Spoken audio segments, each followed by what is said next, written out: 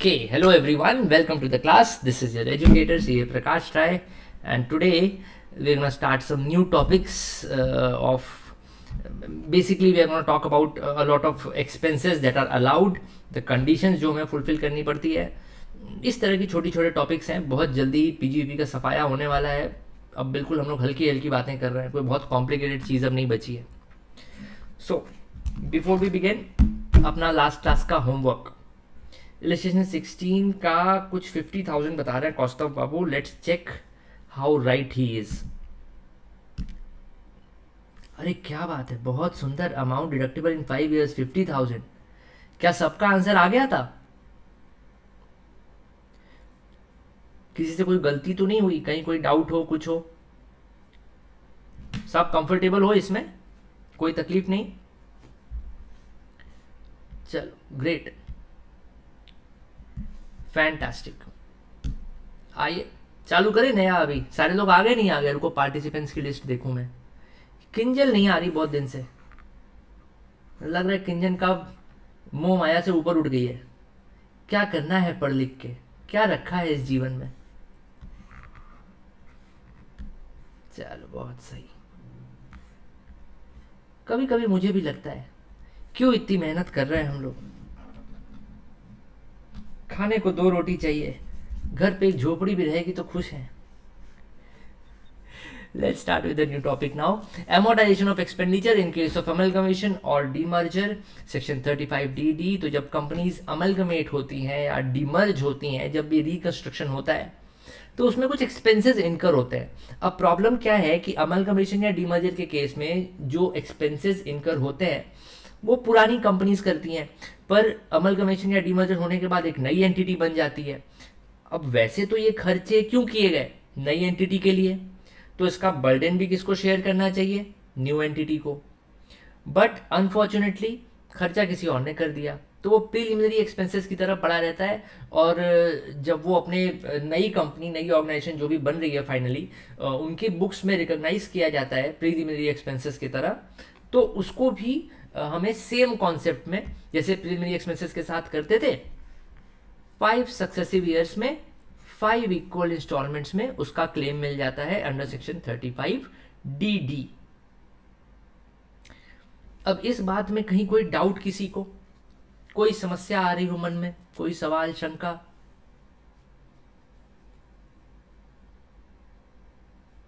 Clear है सबको? Simple provision है, बिल्कुल वही प्रीलिमिनरी एक्सपेंसेस वाले सारे लॉजिक लगाने, कुछ नया नहीं करना इसमें. और आ जाओ. Expenditure incurred under voluntary retirement scheme VRS. क्या हमने नहीं, इंडियन कंपनी फॉरेन कंपनी वाला यहाँ चक्कर ही नहीं भाई साहब. अच्छा हाँ, नहीं सॉरी, यहाँ लिखा तो Indian company. Correct, sorry, my mistake. Yes absolutely correct. Thanks Kaustav for pointing this out. मैं कुछ ज़्यादा ही हल्के में ले रहा था इस सेक्शन को. इंडियन कंपनी को ही मिलेगा और किसी को नहीं मिलेगा, चाहे भले ही वो रेसिडेंट हो, नॉन. यहाँ रेजिडेंशियल स्टेटस की तो बात ही नहीं कर रहा है. पहली बात सीधे बोल रहा है इंडियन कंपनी, और कुछ भी और दिमाग नहीं लगाना अपने को. इंडियन कंपनी अगर अमलगमेट या डिमर्ज हो रही है तो उसमें जो खर्चे हो रहे हैं वो 5 साल तक डिडक्शन के तौर पे अलाउ हो जाएंगे. First installment is deductible in the previous year in which amalgamation और डिमर्जर टेक्स प्लेस. अब ये अलग से बोलने की जरूरत इसलिए भी नहीं थी क्योंकि ऑफ कोर्स कॉमन सेंस की बात है. जिस साल में अमलगमेशन और डिमर्जर होगा उस साल में ही नई कंपनी का फर्स्ट ईयर होगा.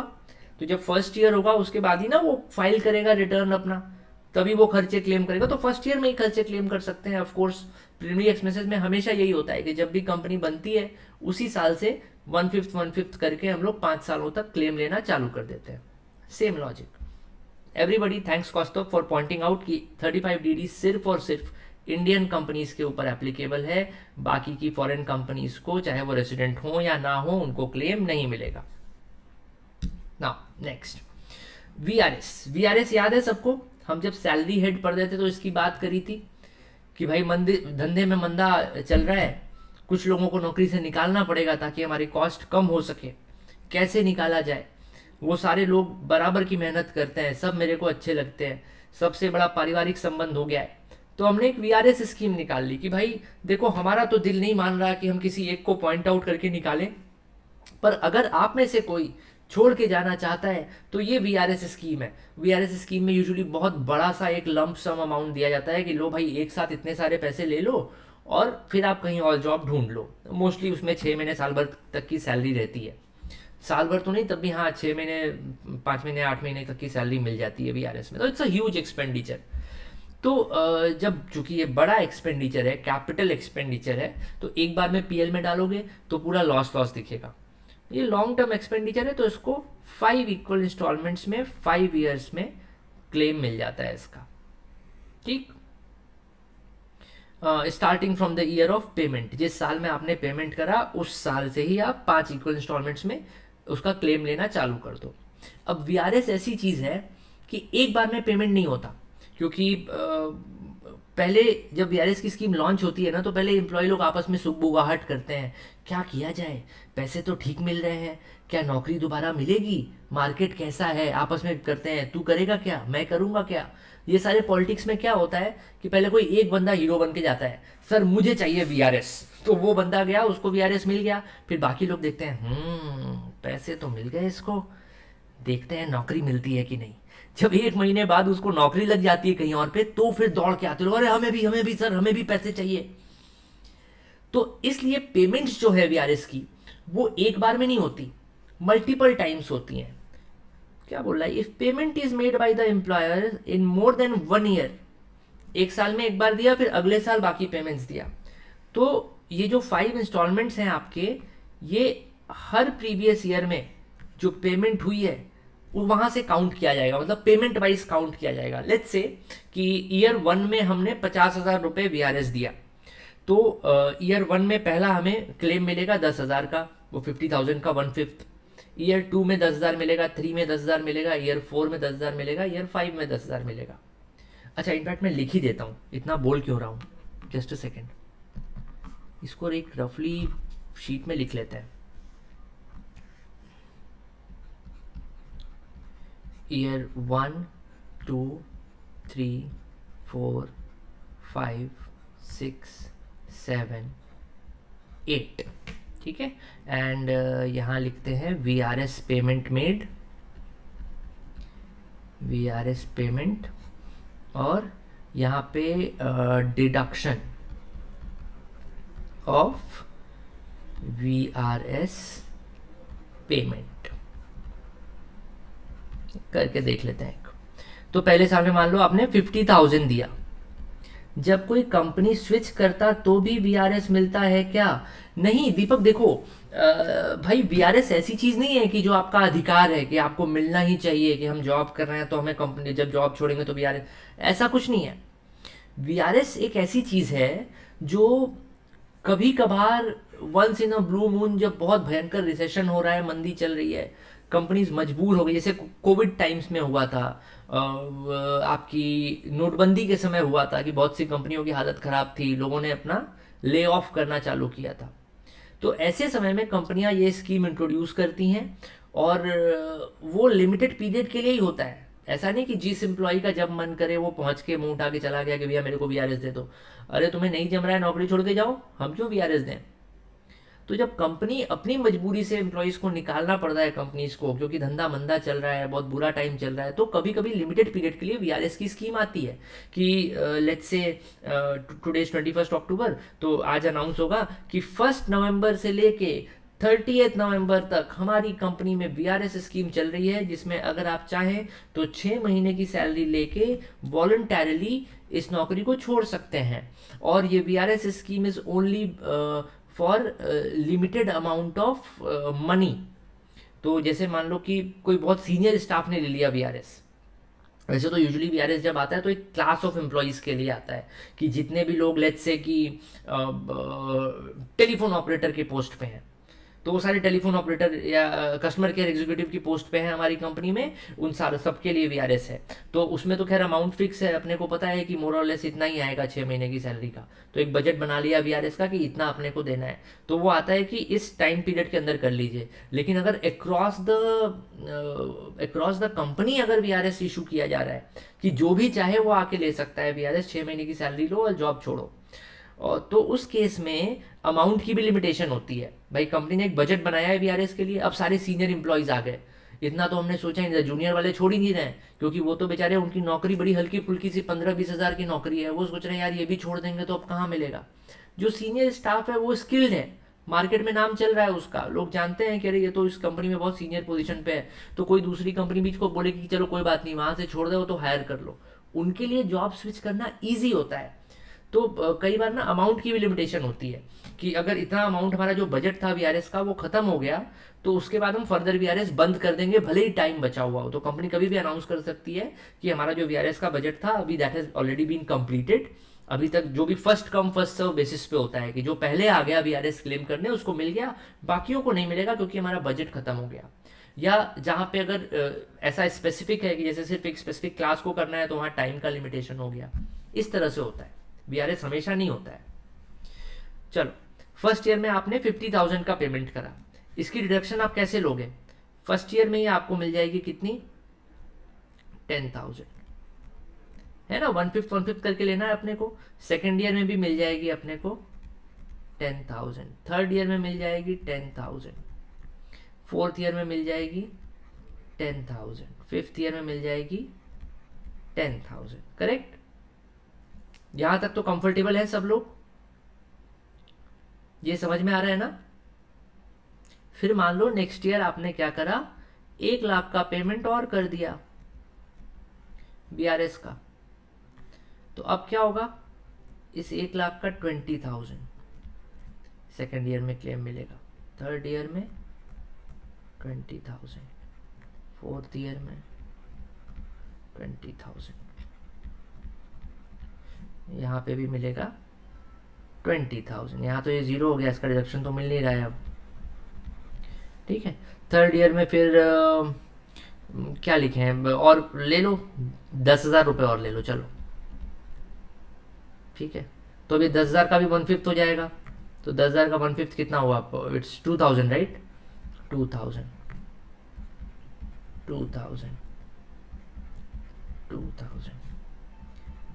समझ में आई बात? ये कह रहा है ना कि पेमेंट के हिसाब से आपको 5 साल गिनने हैं, ये नहीं कि पहले जिस साल में अनाउंस किया था उसी साल से 5 साल तक, नहीं, पेमेंट वाइज मिलेगी क्लेम। तो फर्स्ट ईयर की आपकी टोटल क्लेम होगी सिर्फ और सिर्फ 10K, 10,000।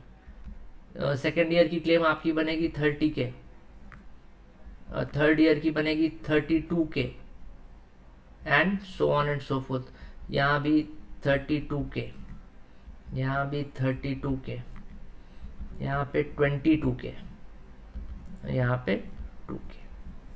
के मतलब 1000 ना, शॉर्टकट लिख रहा हूँ, थोड़ा जगह नहीं है इसलिए। करेक्ट? समझ में आया? Okay, can we move forward now? चलो,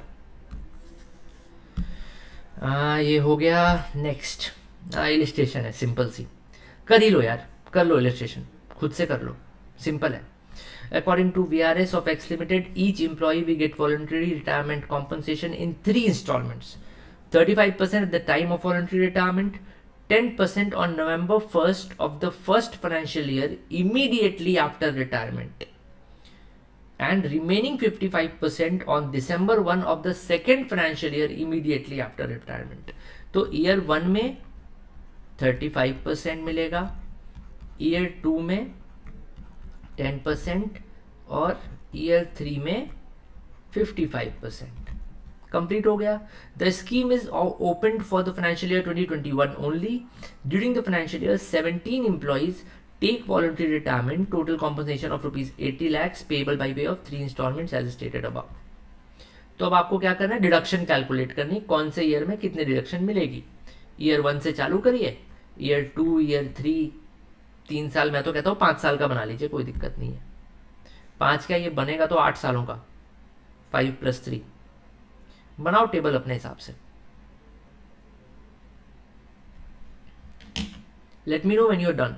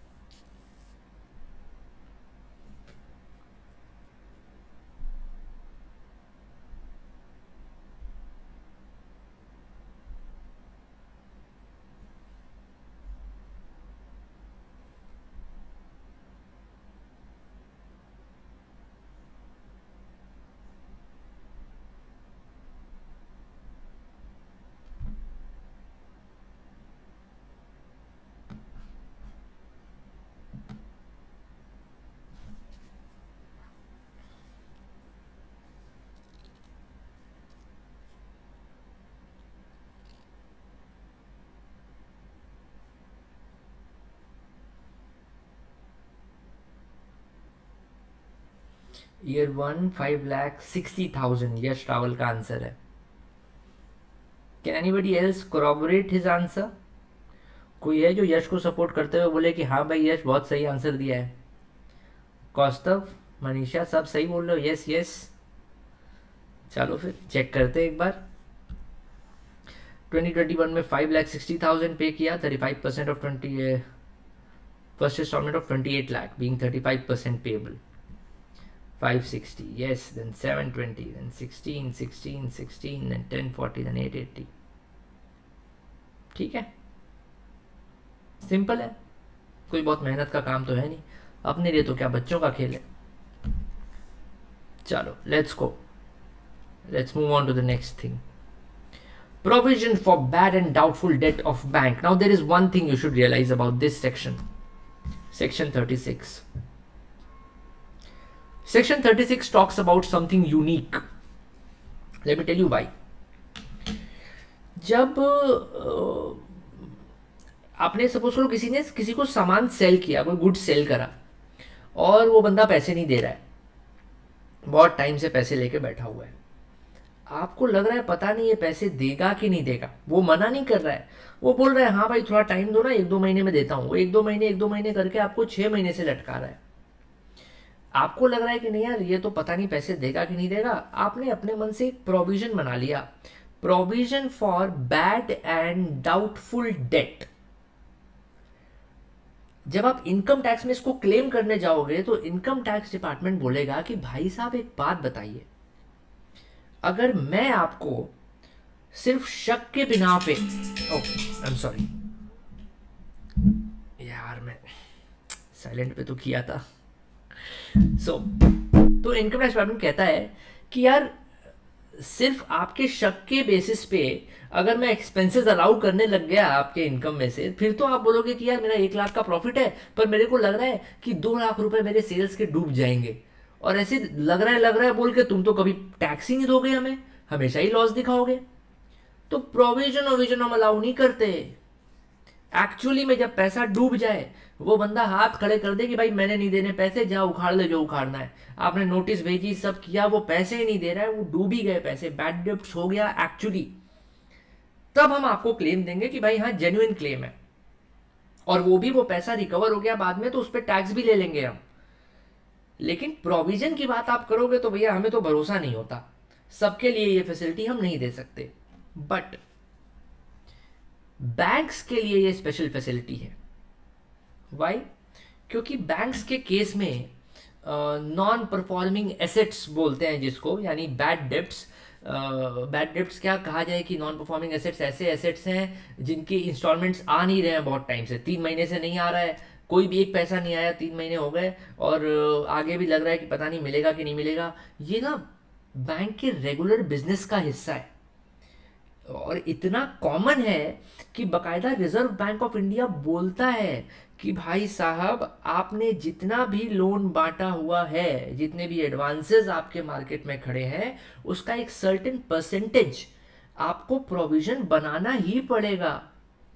अगर आप नहीं बनाएंगे तो आप अपने प्रॉफिट्स को क्या बोलेंगे, मिस रिप्रेजेंट कर रहे हैं, इन्फ्लेट कर रहे हैं, मार्केट में ज़्यादा करके दिखा रहे हैं।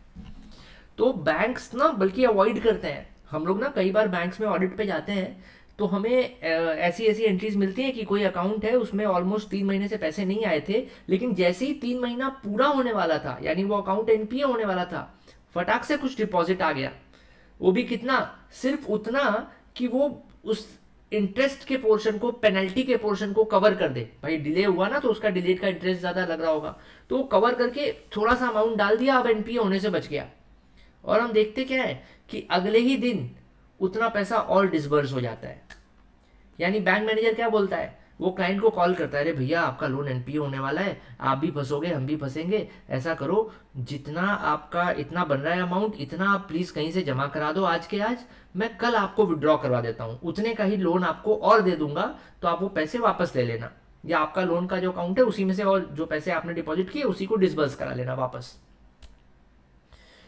तो बैंक्स ना अवॉइड करते हैं एनपीए दिखाना, क्योंकि जिस बैंक में एनपीए ज़्यादा है, बैंक्स तो देखो ऑलमोस्ट सारे लिस्टेड हैं, बड़े बैंक्स जितने भी हैं, और बहुत सारे हैं, छोटे मोटे भी नहीं, नंबर ऑफ बैंक्स बहुत ज़्यादा है, ऑलमोस्ट सारे लिस्टेड हैं। जो लिस्टेड नहीं भी हैं उनमें कहीं ना कहीं से बड़े इन्वेस्टर्स का पैसा लगा हुआ है।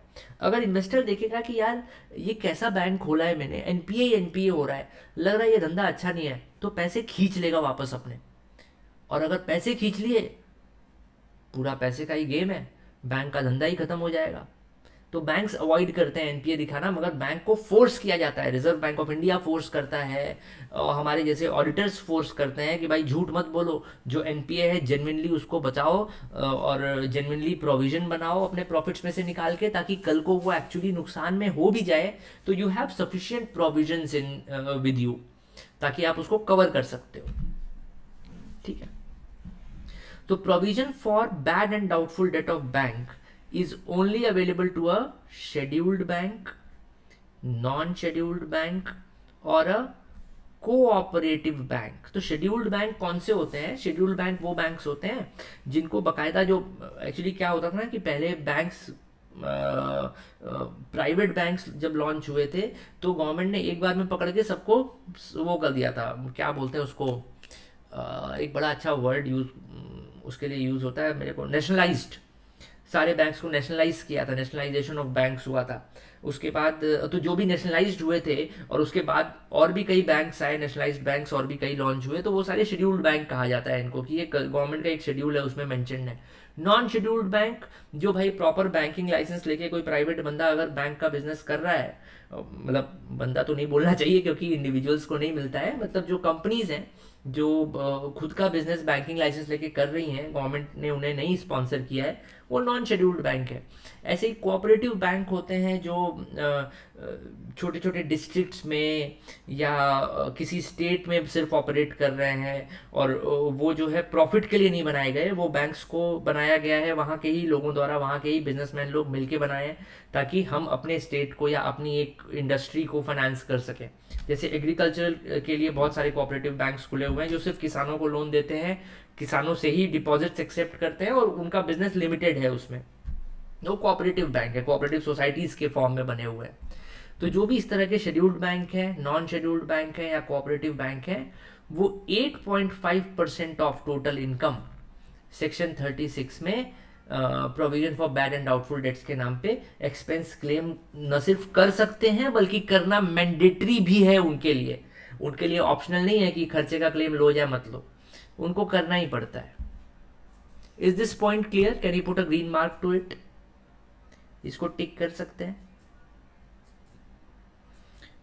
कोई डाउट, कोई एक्सप्लेनेशन? ध्यान रखना, सेक्शन 36 जो है ना, सिर्फ और सिर्फ प्रोविजन की बात कर रहा है, एक्चुअली में पैसे नहीं डूबे। Sir again please explain. देखो बेटा, बैंक्स जो होते हैं लोन बांटते हैं, बहुत सारा पैसा उनका डूबता है। जैसे फॉर एग्जांपल गवर्नमेंट की स्कीम आई कि वो क्या तो नाम था, मुद्रा लोन। तो मुद्रा लोन में क्या होता है ना कि वैसे तो कहने को 10 लाख रुपए तक अनसिक्योर्ड लोन बिना कुछ देखे दाखे देना है बैंक को, पर प्रैक्टिकली ना 5 लाख तक तो बैंक देते हैं। तो अब 5 लाख तक का लोन आपने दे दिया किसी से बिना कोई सिक्योरिटी लिए, तो वो बहुत सारे लोग क्या करते हैं, झुंड बना के एक अपना गैंग बना के आएंगे, 10-20 लोन्स ऐसे ही कराएंगे किसी एक आदमी के अंडर, और वो सारा पैसा लेके फरार हो जाते हैं। और इसमें बहुत से ऑनेस्ट जो बिजनेसमैन है जिनको ज़रूरत है वो बेचारे नहीं ले पाते, क्योंकि इससे बैड एक्सपीरियंस हो जाता है, तो बैंक्स अवॉइड करते हैं इस तरह के लोन बांटना। बट बैड डेब्ट जो है वो बड़े कॉमन है बैंक में। हर साल जब भी कोई गवर्नमेंट आती है, इलेक्शन के पास कोई ना कोई बड़ा अनाउंसमेंट कर देती है कि हम ये स्कीम में आपको लोन बांटेंगे, किसान क्रेडिट कार्ड दे देंगे, मुद्रा लोन दे देंगे, XYZ बहुत सारे लोन हैं, कोई आवास योजना के लिए घर बनाने का लोन है। अब वो बंदा पैसा ही नहीं कमा रहा है लेकिन उसको लोन मिल जा रहा है। सर बिजनेस कितना ज़्यादा लोन मिलता है और डिफ़ॉल्ट क्यों होता है? डिफ़ॉल्ट होने के देखो 2-3 रीजंस है दोस्त। पहला रीज़न तो, एक सबसे बड़ा रीज़न जो मुझे लगता है वो ये है कि लोन देते समय ही आपको ध्यान रखना होता है कि आप किसको लोन दे रहे हो। अगर बैंक्स को फ्री छोड़ दिया जाए ना, तो बैंक्स ऐसे लोगों को लोन देंगे ही नहीं। मैं अपनी खुद की बात करूं दोस्त, जब मैंने करियर शुरू किया था तो मुझे एक HDFC बैंक का क्रेडिट कार्ड बड़ी मेहनत के बाद मिला था। लिमिट कितनी थी? 25,000। वो भी मैंने बड़ा एप्लीकेशन डाला कि भाई एक तो क्रेडिट कार्ड दे दो प्लीज़। और उस समय में ज़्यादा पैसे भी नहीं, भाई नया नया करियर जब शुरू हुआ था तो कहाँ पैसे वैसे कमाता है आदमी। और अभी आज की डेट में और उसके उस समय और कोई नहीं दे रहा था, HDFC ने भी बड़े मुश्किल से दिया। और आज की डेट में मेरे को रोज दिन में 10 कॉल आते हैं, सर क्रेडिट कार्ड चाहिए क्या, क्रेडिट कार्ड चाहिए क्या, 5 लाख का लिमिट देंगे, 10 लाख का लिमिट देंगे, ये देंगे वो देंगे, ऐसी ऐसी बातें करते हैं। तो बैंक्स तो चाहते हैं कि जो बंदा ऑलरेडी अच्छे पैसे कमा रहा है, जिसके बैंक्स में मेरे को दिख रहा है कि हाँ यार बढ़िया ट्रांजैक्शन हो रहा है, उसको फटाफट दे देंगे। या कोई सैलरीड एम्प्लॉय है, सैलरीड एम्प्लॉय तो सबसे सेफ होता है बैंक्स के लिए, क्योंकि उसका हर महीने सैलरी आना है, तो वो तो दे ही सकता है, उसको तो कोई दिक्कत नहीं है, उसको देने में तो उन लोगों को कोई दिक्कत नहीं होती। तो फटाफट क्रेडिट कार्ड बांटेंगे ऐसे लोगों को। लेकिन अगर मान लो कोई कोई फार्मर है, कोई छोटा व्यापारी है जिसका बिजनेस GST रजिस्टर्ड नहीं है, लेट से 40 लाख का टर्नओवर नहीं है, कम टर्नओवर है अभी, तो GST में रजिस्ट्रेशन नहीं कराया, वो MSME करा के बेचारा छोटा सा बिजनेस चला रहा है, उसको छोटा सा ही भी लोन चाहिए ना अगर, तो बैंक में जाएगा, बैंक वाले भगा देंगे, बोलेंगे जाओ यार कौन हेडेक पाले, छोटा सा पैसा तुमको देके और फिर पूछते रहो। तो वो बेचारा जाता है फिर वो साहूकारों के पास, यहाँ अनरेगुलेटेड इंडस्ट्री में कच्चे में लोन उठाता है बेचारा, 2%, 3%, 4% पर मंथ पे, 5-5%। मतलब अभी तो मैंने हाल ही में एक किसी का सुना, वो माइक्रो फाइनेंस चला रहा है एक बंदा, वो बोला कि मेरे को कि यार 10% तक कुछ लोग लेके जाते हैं महीने का। महीने का 10%? Are you crazy? कितना होता है? 10 महीने के अंदर भाई तुम्हारा पैसा डबल हो जाएगा, मतलब तुम्हारी जो लोन है वो लोन का अमाउंट डबल हो जाएगा अगर तुमने नहीं दिया टाइम पे तो। So that's the reason. अभी बैंक में डिफॉल्ट क्यों होता है? क्योंकि government most of the time force करती है बैंक्स को कि यार अनसिक्योर्ड लोन दो। बाकी जो आप जैसे कोई विजय माल्या जी का नाम ले रहा था, तो जो इस तरह की चीज़ें होती हैं, नीरव मोदी जी का नाम आया था, विजय माल्या जी का नाम आया था, ऐसी ऐसी जो चीज़ें होती हैं, they are like once in a while scam कोई हो गया, किसी बैंक के एम्प्लॉय ने मिलकर स्कैम कर, दैट्स नॉट रेगुलर बिजनेस। सच बताऊं तो ये provision of bad and doubtful debt of bank का जो सेक्शन आप पढ़ रहे हो, ये ऐसे वन एट अ टाइम ऐसा कभी हो गया तो उसके लिए नहीं बना है। ये रेगुलर बिजनेस का हिस्सा है। तो जब गवर्नमेंट की स्कीम्स हैं और पीएसयू बैंक्स हैं, तो उनको तो फॉलो करना ही करना है। अब उस स्कीम के अंडर उनको मजबूरी में अनसिक्योर्ड लोन देना पड़ता है ऐसे बिजनेसेस को जो बहुत छोटे हैं, जिनके पास कोई बैकअप नहीं है। कल को अगर थोड़ा सा भी इकोनॉमी में टेढ़ा मेढ़ा हो गया तो उनकी हैसियत नहीं है कि वो उस लोन को पे ऑफ कर सके। अब बैंक की भी मजबूरी है, गवर्नमेंट ने बोला हुआ है कि आपके एडवांसेस का कम से कम इतना परसेंट तो जाना चाहिए एमएसएमई लोन्स में। बैंक्स मजबूरी में देते हैं और ऑफ कोर्स उसमें डिफॉल्ट होता है। ज़्यादातर एक मतलब सिर्फ इंडियन इकोनॉमी की बात मैं नहीं करूँगा, ये एक बेसिक इकोनॉमिक फंडा है कि अगर आप कम कैपिटल के साथ छोटा बिजनेस स्टार्ट कर रहे हो तो आपको फेल होने की संभावना ज़्यादा है। पर आपके पास अगर बड़ा कैपिटल है, बड़ा बिजनेस कर रहे हो, तो आपके लिए फेल होना बड़ा मुश्किल है। इट्स जस्ट लाइक अगर कोई समुद्र में तूफान आ रहा है और उस तूफान में कोई छोटी बोट है तो उसके डूबने का ज़्यादा चांसेस है, पर कोई बड़ी शिप है तो वो शायद बच जाए। चाहे जितना भी बड़ा तूफान हो, एक बार को बड़ी शिप के बचने की संभावना ज़्यादा होती है। छोटी शिप तो भाई तूफान आया तो ख़त्म ही है, समझ लो। दैट्स द रीज़न कि छोटे लोन्स में बैड डेप्ट होता है। तो this is a practical reality. न सिर्फ गवर्नमेंट ने बल्कि आरबीआई ने, बैंक्स ने, पूरी इंडस्ट्री ने इस चीज़ को एक्सेप्ट कर लिया है और एक नॉर्म बन गया है। यहाँ तक कि एक सर्टेन परसेंटेज तक तो एक्सेप्टेबल है कि इतना तो यार होगा ही होगा, कंफर्म है कि इतना पैसा डूबेगा ही डूबेगा। हाँ, किसका डूबेगा नहीं पता, पर इतने परसेंट लोग तो नहीं देंगे पैसा। तो वो प्रोविजन बनाना इसलिए मैंडेटरी है। सेक्शन 36 उसी मैंडेटरी प्रोविजन को खर्चे के तौर पे अलाउ करता है इनकम टैक्स एक्ट में। Is it clear now? Okay, आगे बढ़े। ठीक, अब चलो सेक्शन 36(1)(1) इंश्योरेंस प्रीमियम की बात करता है। इस सेक्शन को एक्सप्लेन करने की भी ज़रूरत नहीं है, ये इतनी सिंपल बात कह रहा है। ये कह रहा है कि अगर आपने कोई इंश्योरेंस प्रीमियम पे करा, किस लिए? To insure against risk of damage और डिस्ट्रक्शन ऑफ स्टॉक्स और स्टोर्स। स्टोर्स का मतलब कि मतलब क्या बोलते हैं उसको, एग्जैक्ट टर्म मेरे को ध्यान नहीं आ रहा यार अभी। मतलब आप जो भी अपने अपने आपको सपोज करो वेयर हाउस है तुम्हारा, या नॉर्मल दुकान ही है, दुकान में ही आपने स्टॉक रखा हुआ है। कुछ आपकी फैक्ट्री है जिसमें न सिर्फ आपने मटेरियल रखे हुए हैं बल्कि अरे यार क्या तो एक टर्म यूज़ करते हैं उन चीज़ों के लिए जो कंज्यूमेबल्स हैं। कंज्यूमेबल्स ही तो है। तो जैसे कई कई सारी, जैसे फॉर एग्जांपल मशीन चल रही है तो उसमें वो मोबिल वोबिल पड़ेगा, ये सब कंज्यूमेबल्स हैं। तो उसको स्टोर्स में डाला जाता है, स्टोर्स की कैटेगरी में बोला, स्टॉक एंड स्टोर्स ऐसे करके बोला जाता है। तो इस तरह की चीज़ें आपकी हैं, कभी मान लो आग लग गई, भगवान ना करे चोरी हो गई, कुछ भी ऐसा हो गया, तो उसके अगेंस्ट एक इंश्योरेंस कराया जाता है, इंश्योरेंस प्रीमियम पे किया जाता है। तो आपने अगर बिजनेस के पर्पज से या प्रोफेशन के पर्पज से कोई भी इंश्योरेंस लिया है और आप उसका प्रीमियम पे कर रहे हैं, it is allowable as deduction in section 36(1) sub clause 1।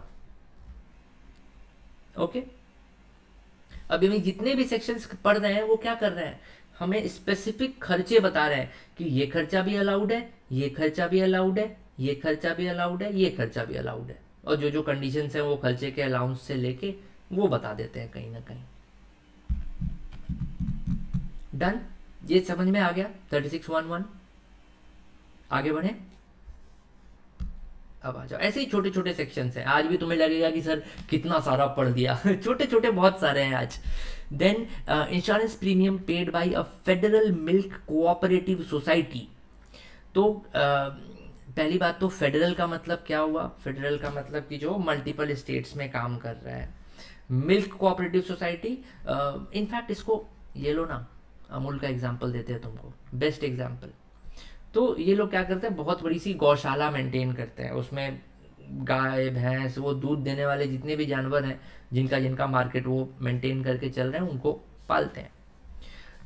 तो इन लोगों के लिए जो लाइव्स ऑफ कैटल है ना, it matters because each cattle they buy is an asset to them.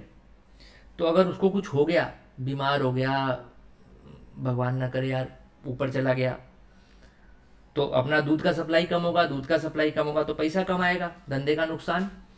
तो ऐसे केस में आपने अगर इंश्योरेंस ले रखा है अपने कैटल के ऊपर, कोई इंश्योरेंस प्रीमियम पे कर रहे हो, तो सेक्शन 36(1)(1)(a) में फुल डिडक्शन अलाउड है। डन? समझ में आई बात? समझ में आ गई? चलो देन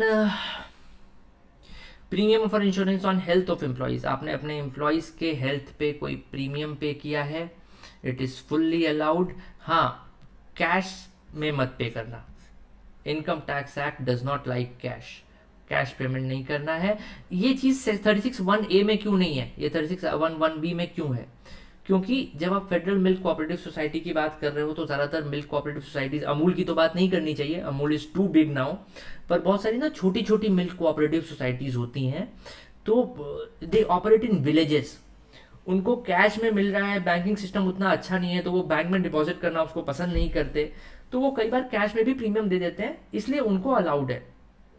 पर एक जनरल सेक्शन जो है एम्प्लॉयज़ के हेल्थ पे प्रीमियम का, वो कह रहा है कि नहीं यार, कैश में दोगे तो हम अलाउ नहीं करेंगे, हमको बैंक अकाउंट में प्रॉपर पेमेंट दिखनी चाहिए।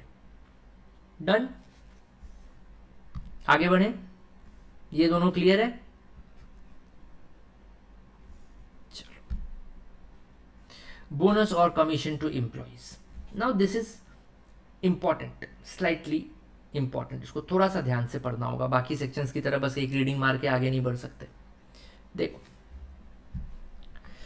बोनस और कमीशन जो है, आपने एम्प्लॉयज को बोनस दिया, कमीशन दिया, आता है अक्सर दिवाली बोनस है, या कोई बहुत अच्छा काम कर रहा है तो सेल्स पे उसको, सेल्स वालों को अक्सर कमीशन मिलता है कि भाई तुमने अगर लेट्स से 100 यूनिट्स का उससे ज़्यादा का सेल किया तो आपको हर सेल पे 0.5% कमीशन दिया जाएगा, एटसेट्रा एटसेट्रा। बहुत सारी स्कीम्स आती रहती हैं, टारगेट्स मिलते हैं, यस एग्जैक्टली यश। तो टारगेट कंप्लीट करा तो आपको बोनस मिलेगा, या आपके पर जितना भी सेल आपने करा उस पर आपका इतना % कमीशन है, एटसेट्रा एटसेट्रा। नाउ पहला पॉइंट देखो क्या बोल रहा है, बहुत ध्यान से सुनना।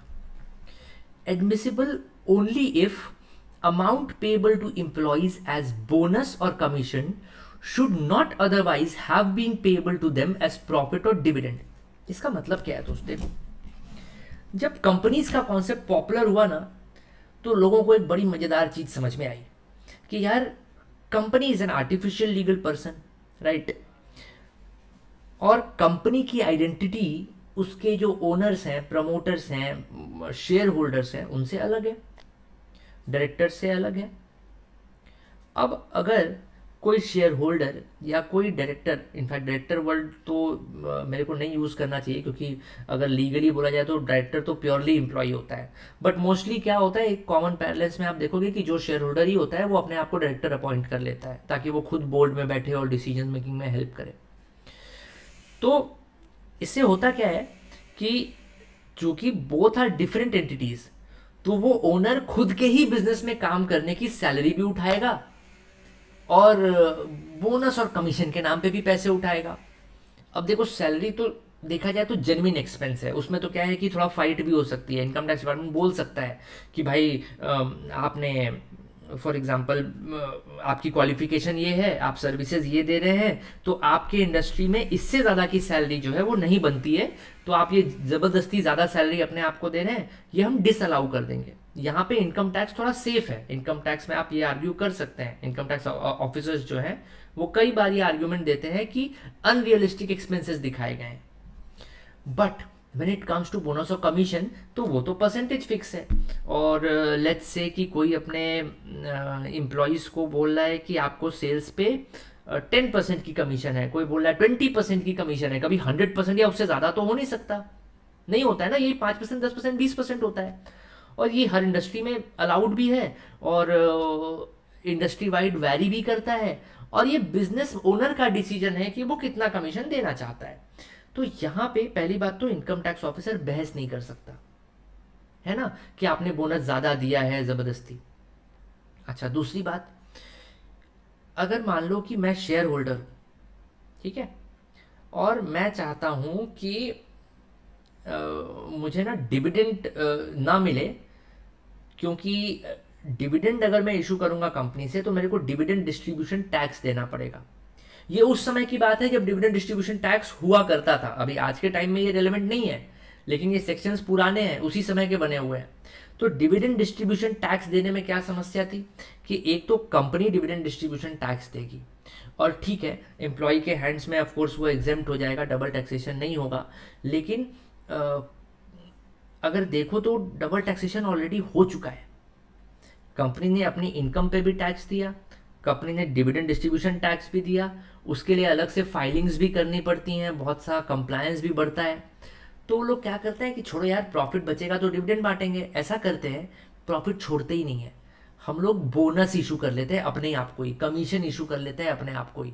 हम डिविडेंड लेते हैं एज अ ओनर, उसकी जगह हम खुद को कमीशन दे देंगे कि भाई हम तो एम्प्लॉय हैं, काम कर रहे हैं, हमारी वजह से कंपनी की सेल्स बढ़ रही है, इसलिए हमारी इतनी कमीशन बनती है। कमीशन लेने में क्या हुआ, बढ़िया कंपनी का खर्चा भी क्लेम हो गया, और वो फिर अपने फाइल में जैसे भी करके उस इनकम को टैक्स फ्री कराएं या कुछ उसमें खर्चा क्लेम करें इंडिविजुअल फाइल्स में, वो उनका अलग हेडेक है।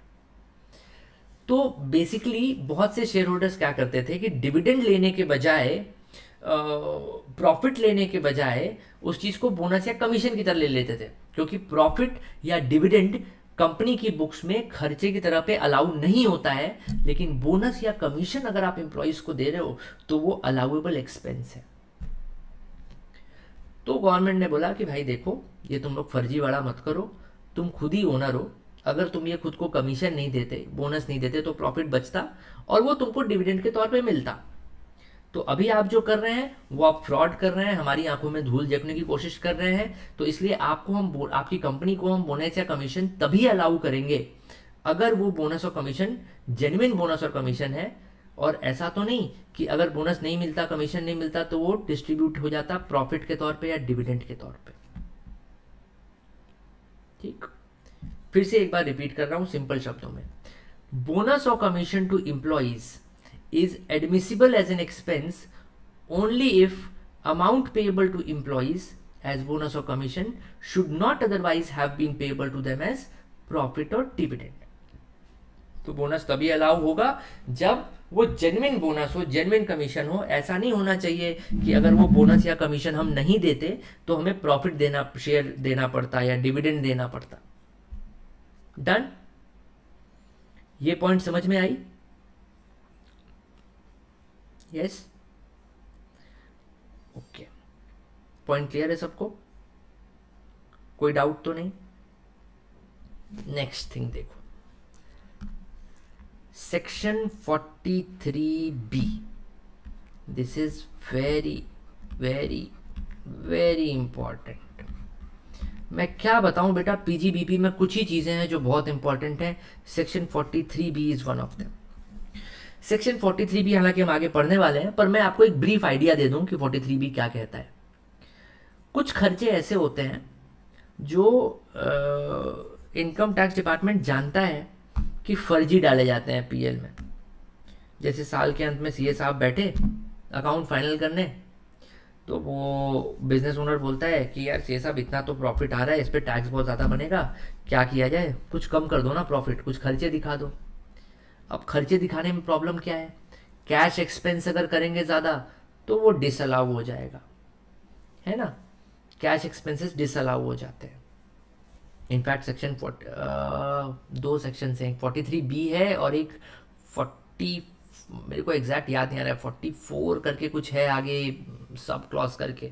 तो बेसिकली ये दो सेक्शंस हैं। एक सेक्शन ऐसा कहता है कि कैश एक्सपेंस करोगे तो ये एक्सपेंसेस अगर कैश में करोगे तो डिसअलाउड है, तो कैश खर्चे दिखा नहीं सकते। तो अब क्या करें, बैंक की तो सारी एंट्रीज हो चुकी हैं, 31 मार्च बीत चुका है, अब आज के डेट में जाके बैंक में खर्चे थोड़ी डाल सकते हैं, वो तो जो एंट्री होनी थी हो गई, जो पैसे जाने थे चले गए। तो वो लोग क्या बोलते हैं, आउटस्टैंडिंग एक्सपेंसेस दिखाते हैं। कहते हैं भैया सैलरी हमें और देनी है, अभी आउटस्टैंडिंग है लेकिन खर्चा इसी साल का है, अगले साल दे देंगे कोई बात नहीं, आउटस्टैंडिंग है अभी। बैलेंस शीट में एक तरफ लाइबिलिटी दिखाएंगे, एक तरफ पीएल में खर्चा दिखा देंगे।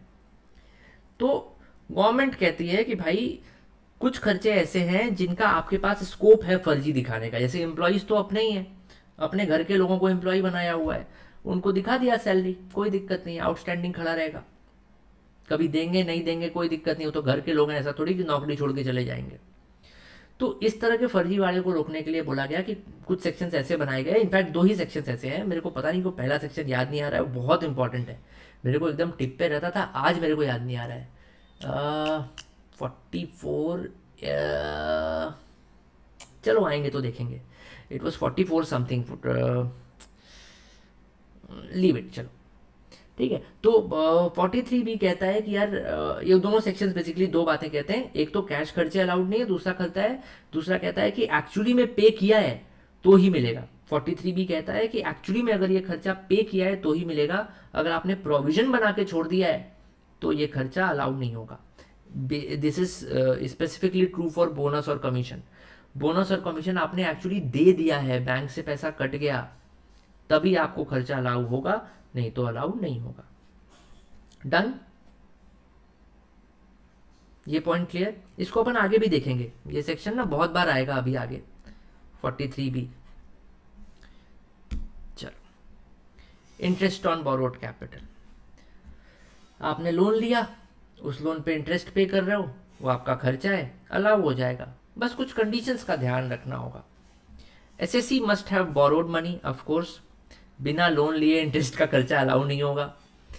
The money so borrowed must have been used for the purpose of business, जो आपने लोन लिया है, ऐसा नहीं कि लोन लेके मालदीव्स चले गए घूमने, बिजनेस पर्पज में यूज करोगे तो ही उसका ब्याज अलाउ होगा। और इंटरेस्ट पे किया गया है या पेबल है, मतलब आउटस्टैंडिंग भी हो सकता है। इंटरेस्ट कई बार क्या होता है ना, ड्यू होता जाता है और बंदा बोलता है कि मेरे को एक साथ दे देना यार, मेरे को एक थोड़ा थोड़ा करके नहीं चाहिए, तो पेबल भी है, आउटस्टैंडिंग भी है, तो भी अलाउ हो जाएगा। यहाँ सेक्शन 43B और ये सब नहीं लगता, कोई दिक्कत नहीं है। इंटरेस्ट ड्यू है, पे नहीं हुआ है, तो भी अलाउड है, कोई दिक्कत की बात नहीं है। क्लियर? ओके, इस सेक्शन में कोई और समस्या तो नहीं। लोन लिया, ब्याज दिया, खर्चा अलाउड है, ब्याज ड्यू है तो भी अलाउड है, मतलब ड्यू है अभी पे नहीं किया, बाद में कर देंगे, कोई दिक्कत नहीं है। ओके, अब आओ भाई साहब, discount on zero coupon bonds, बड़ी समस्या की बात है। जीरो कूपन बॉन्ड्स पहले समझाना पड़ेगा। ओके, तो पहली बात तो ये समझो कि बॉन्ड्स जो होते हैं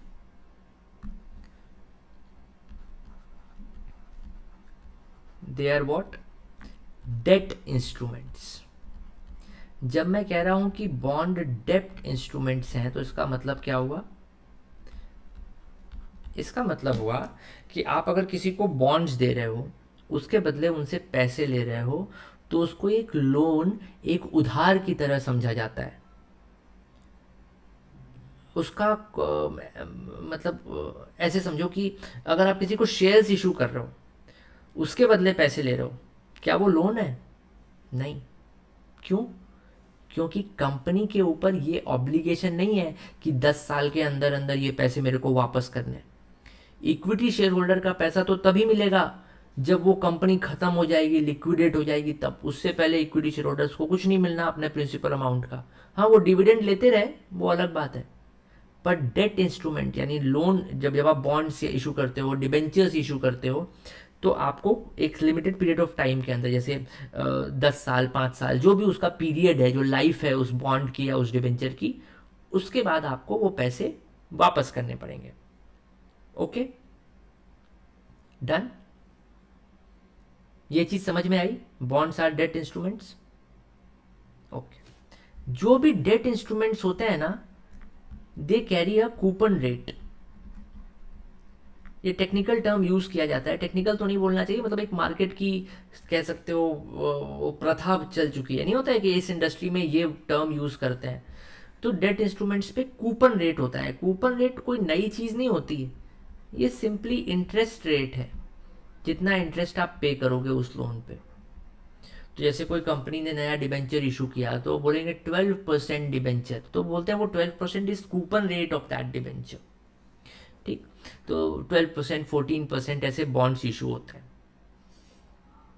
जीरो कूपन बॉन्ड्स का मतलब कि उस पर इंटरेस्ट रेट कितना रहेगा, जीरो रहेगा। जब जीरो इंटरेस्ट रेट रहेगा तो उसको अपन क्या बोलेंगे, जीरो कूपन बॉन्ड। अब आपके भोले भाले मन में ये सवाल आ रहा होगा कि सर ऐसा कौन सा बेवकूफ आदमी होगा जो कंपनी को बिना इंटरेस्ट लिए पैसे दे दे। कोई नहीं, कंपनी का खुद का ओनर नहीं देता बिना इंटरेस्ट के पैसे। तो जीरो कूपन बॉन्ड सर कैसे चलता है ये जीरो कूपन बॉन्ड्स का काम। जीरो कूपन बॉन्ड्स क्या करते हैं ना, नाक को ऐसे सीधे नहीं पकड़ते, घुमा के पकड़ते हैं। वो कहते हैं कि भाई साहब ये लीजिए 100 रुपए का जीरो कूपन बॉन्ड और मुझे दे दीजिए कितने, सिर्फ और सिर्फ 80 रुपए। क्यों? क्योंकि 100 माइनस 80, 20 रुपीज डिस्काउंट चल रहा है सर, डिस्काउंट ऑफर चला रहे हैं हम। इसका मतलब क्या हुआ कि आप अभी 80 रुपए देंगे and after a period of let's say 5 years आपको 100 रुपए मिलेंगे। था तो ये बॉन्ड 100 रुपए का ही, पर आपको हमने 20 रुपए का डिस्काउंट करके 80 रुपए में दे दिया। अब प्रैक्टिकली इसका इम्पैक्ट क्या पड़ रहा है, प्रैक्टिकली बात ये हो रही है कि मैंने 80 रुपए कंपनी को लोन दिया और कंपनी ने मुझे 100 रुपए वापस किया after 5 years, which means this difference of 20 rupees जिसको discount on zero coupon bond बोला जा रहा है, ये एक्चुअली डिस्काउंट नहीं है, ये क्या है, ये इंटरेस्ट है। This is interest. कितने साल में मिल रहा है, ये 5 सालों में मिल रहा है। तो प्रो राटा बेसिस यानी कि ऑन एन एवरेज एक निकाल के उसको बांट दिया जाता है। तो 4 4 4 4 4 4 5 20 होता है। तो बेसिकली हर साल 4-4 रुपए का इंटरेस्ट कंपनी इनकर कर रही है, पर बता नहीं रही है, खुल के बोल नहीं रही है कि नहीं यार 4 रुपया हर साल का खर्चा है, कोई दिक्कत नहीं है, 80 रुपए अपने लिए हैं, 4-4 रुपए हर साल खर्चा करेंगे और उस पैसे को यूज़ करके हम कुछ ऐसा करेंगे जिससे हमें 10 रुपए की कमाई हो भाई, तो 6 रुपए का प्रॉफिट हो जाएगा। इस तरह की कुछ प्लानिंग होती है कंपनी की। तो ये 4-4 रुपए जो हर साल का on an average pro data basis पे, एवरेज बेसिस पे हमने निकाला अगर, तो this is called this is called क्या 20 रुपीज़, तो इसको discount on zero coupon bond बोलते हो। ये 4-4 रुपए जो है, this is the deduction allowed every year, deduction allowed every year under this section as discount on zero coupon bonds। अब समझ में आई बात?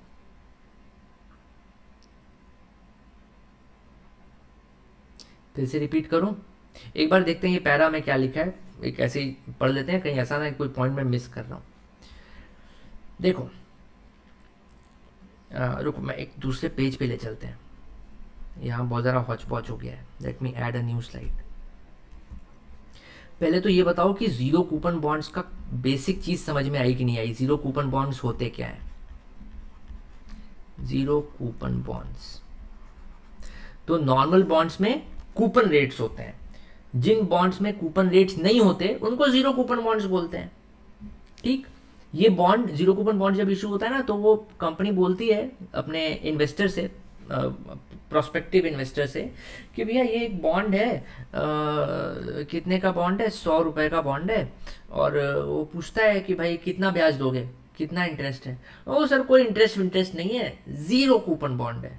तो बोलता है मैं नहीं दे रहा, फिर जाओ। तो बोलता है अरे सर गुस्सा क्यों हो रहे हो, वापस आओ, हम आपको इस 100 रुपए के बॉन्ड पे देंगे 20 रुपए का डिस्काउंट।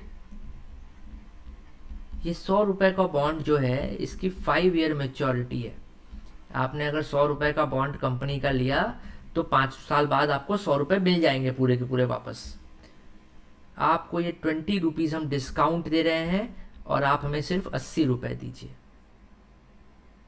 ठीक, तो जीरो कूपन बॉन्ड जो है वो डिस्काउंट के नाम पे बिकता है। वो चाहता तो सीधे सीधे ये बोल सकता था कि यार 4% पर ईयर हम दे रहे हैं इस पे इंटरेस्ट, लेकिन वो सीधे सीधे नहीं बोल रहा है। वो बोल रहा है 4% पर ईयर वाला चक्कर नहीं है सर कोई, क्योंकि इससे एक फ़ायदा और होता है कि कंपनी को हर साल पेमेंट नहीं करना इंटरेस्ट का। कंपनी ने डिबेंचर इशू किया लेट्स से 10% डिबेंचर, तो उसको हर साल 10% इंटरेस्ट देना पड़ेगा।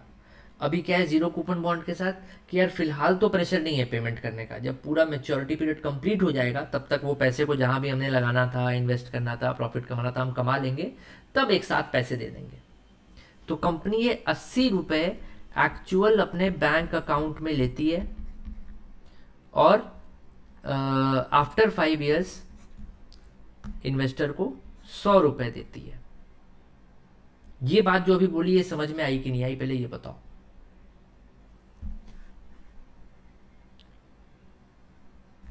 ये बात तो सिंपल है ना, ये बात तो समझ में आ गई।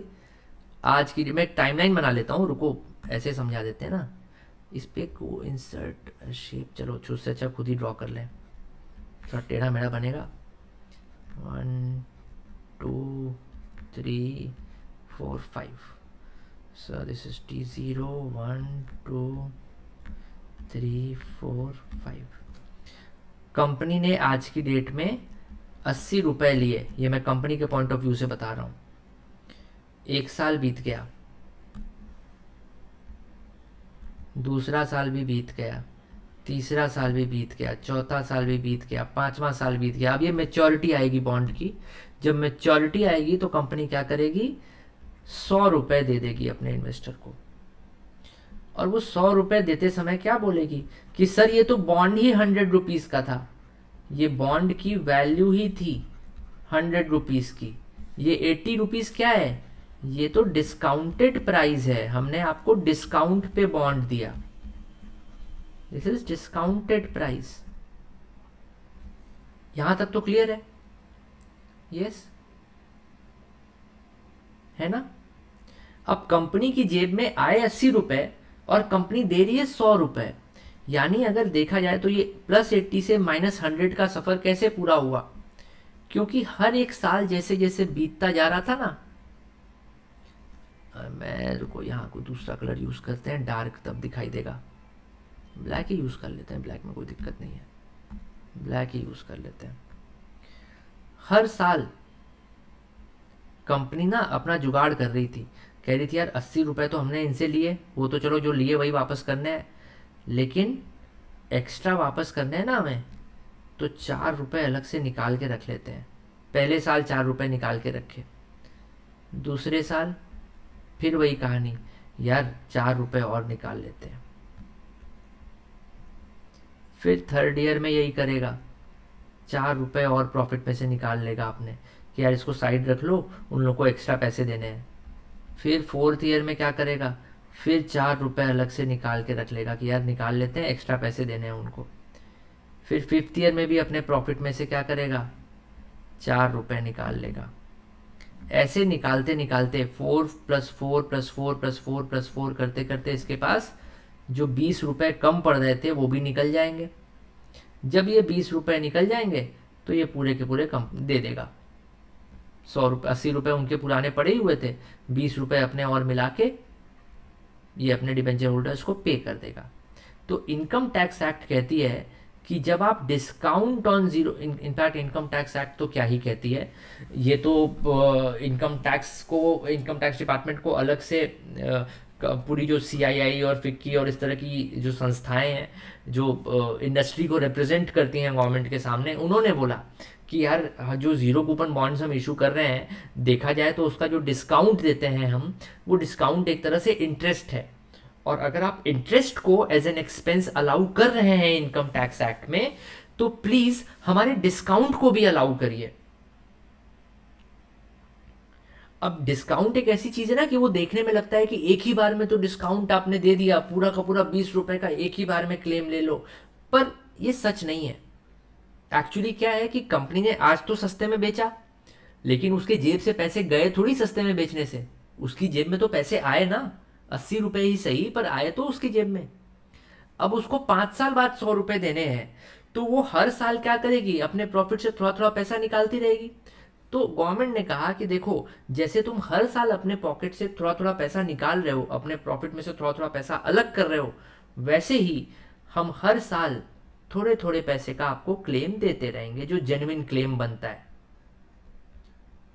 तो जो discount on zero coupon bonds है, वो प्रो राटा बेसिस पे जितनी भी लाइफ पीरियड ऑफ बॉन्ड है उसमें डिवाइड कर दिया जाता है। प्रो राटा मतलब एवरेज, सिंपली डिवाइड कर दिया जाता है कि भाई 10 साल है तो 10 से डिवाइड कर दो, 20 साल है 20 से डिवाइड कर दो, पूरी लाइफ में डिवाइड कर दिया जाता है इक्वली। और जो भी फिगर आती है वो हर साल का खर्चे का क्लेम उसका कंपनी को मिलता रहता है। अभी समझ में आई बात?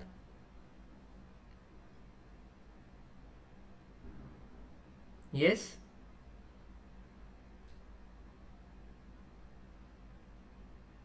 और कोई डाउट तो नहीं है ना? अभी बहुत सारी चीजें पढ़नी, चिंता मत करो, जीरो कूपन बॉन्ड एक अच्छा खासा टॉपिक है।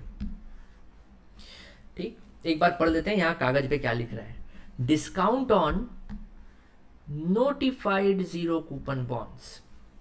पहली बात तो कि जीरो कूपन बॉन्ड्स ऐसे ही राह चलते कोई भी इशू नहीं कर सकता, उसके लिए गवर्नमेंट से बड़ी अप्रूवल लेनी पड़ती है, और वो भी अप्रूवल भी सबको नहीं मिलती। गवर्नमेंट देख दाख के देती है कि हाँ भाई कोई बड़ी एंटिटी है, कोई एंटिटी है जो इस काबिल है कि हाँ पैसे लौटा सकती है, वही इशू कर सकती है। Discount on notified zero coupon bonds is allowed as deduction on pro rata basis. जहां भी वर्ड प्रो राटा सुनो, अगर तुम्हें नहीं समझ में आता है ये वर्ड, तो इसको रिप्लेस कर लो एवरेज से, deduction on average basis. The pro rata deduction is available under section 36(1)(3)(a), having regard to the period of life of such bond। Period of life of bond का मतलब कि जिस दिन issue करा और वहां से मेच्योरिटी जिस दिन होगी उसके बीच का पीरियड। तो जितने भी साल का पीरियड है उतने साल के पीरियड में डिस्काउंट को इक्वली डिवाइड कर देंगे, pro rata basis, average basis, जो भी नाम देना चाहो। मैं तो कहता हूँ सीधे सीधे जो नंबर ऑफ ईयर्स है उससे डिवाइड कर दो, हर साल बराबर बराबर रुपया लेते रहो। अभी क्या है कि मान लो कभी ऐसा हुआ कि 1 अप्रैल को नहीं इशू हुआ, वो साल के बीच में इशू हो रहा है, तो 6 महीने का दे दो क्लेम उधर, 6 महीने का क्लेम इधर आएगा, और जो मेच्योरिटी की डेट होगी वो भी 6 महीने की होगी, तो उस साल भी सिर्फ 6 मंथ का क्लेम मिलेगा, तो वो 6 महीना मिलके 1 साल हो जाएगा। प्रोराटा बेसिस का मतलब जितना भी पीरियड पड़ रहा है बीच में, उस पीरियड ऑफ टाइम के हिसाब से उस डिस्काउंट को डिवाइड करना है। Okay, done.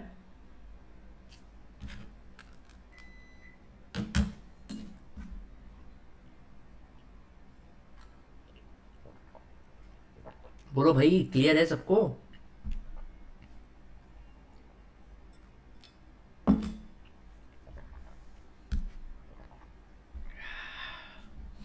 अब ये देखिए सेक्शन 258 जो है ये जीरो कूपन बॉन्ड्स को डिफाइन भी करता है, और कुछ उसकी कंडीशंस भी, 3 कंडीशंस बोलता है कि ये 3 कंडीशंस फुलफिल होंगी तो ही हम किसी बॉन्ड को जीरो कूपन बॉन्ड कह सकते हैं।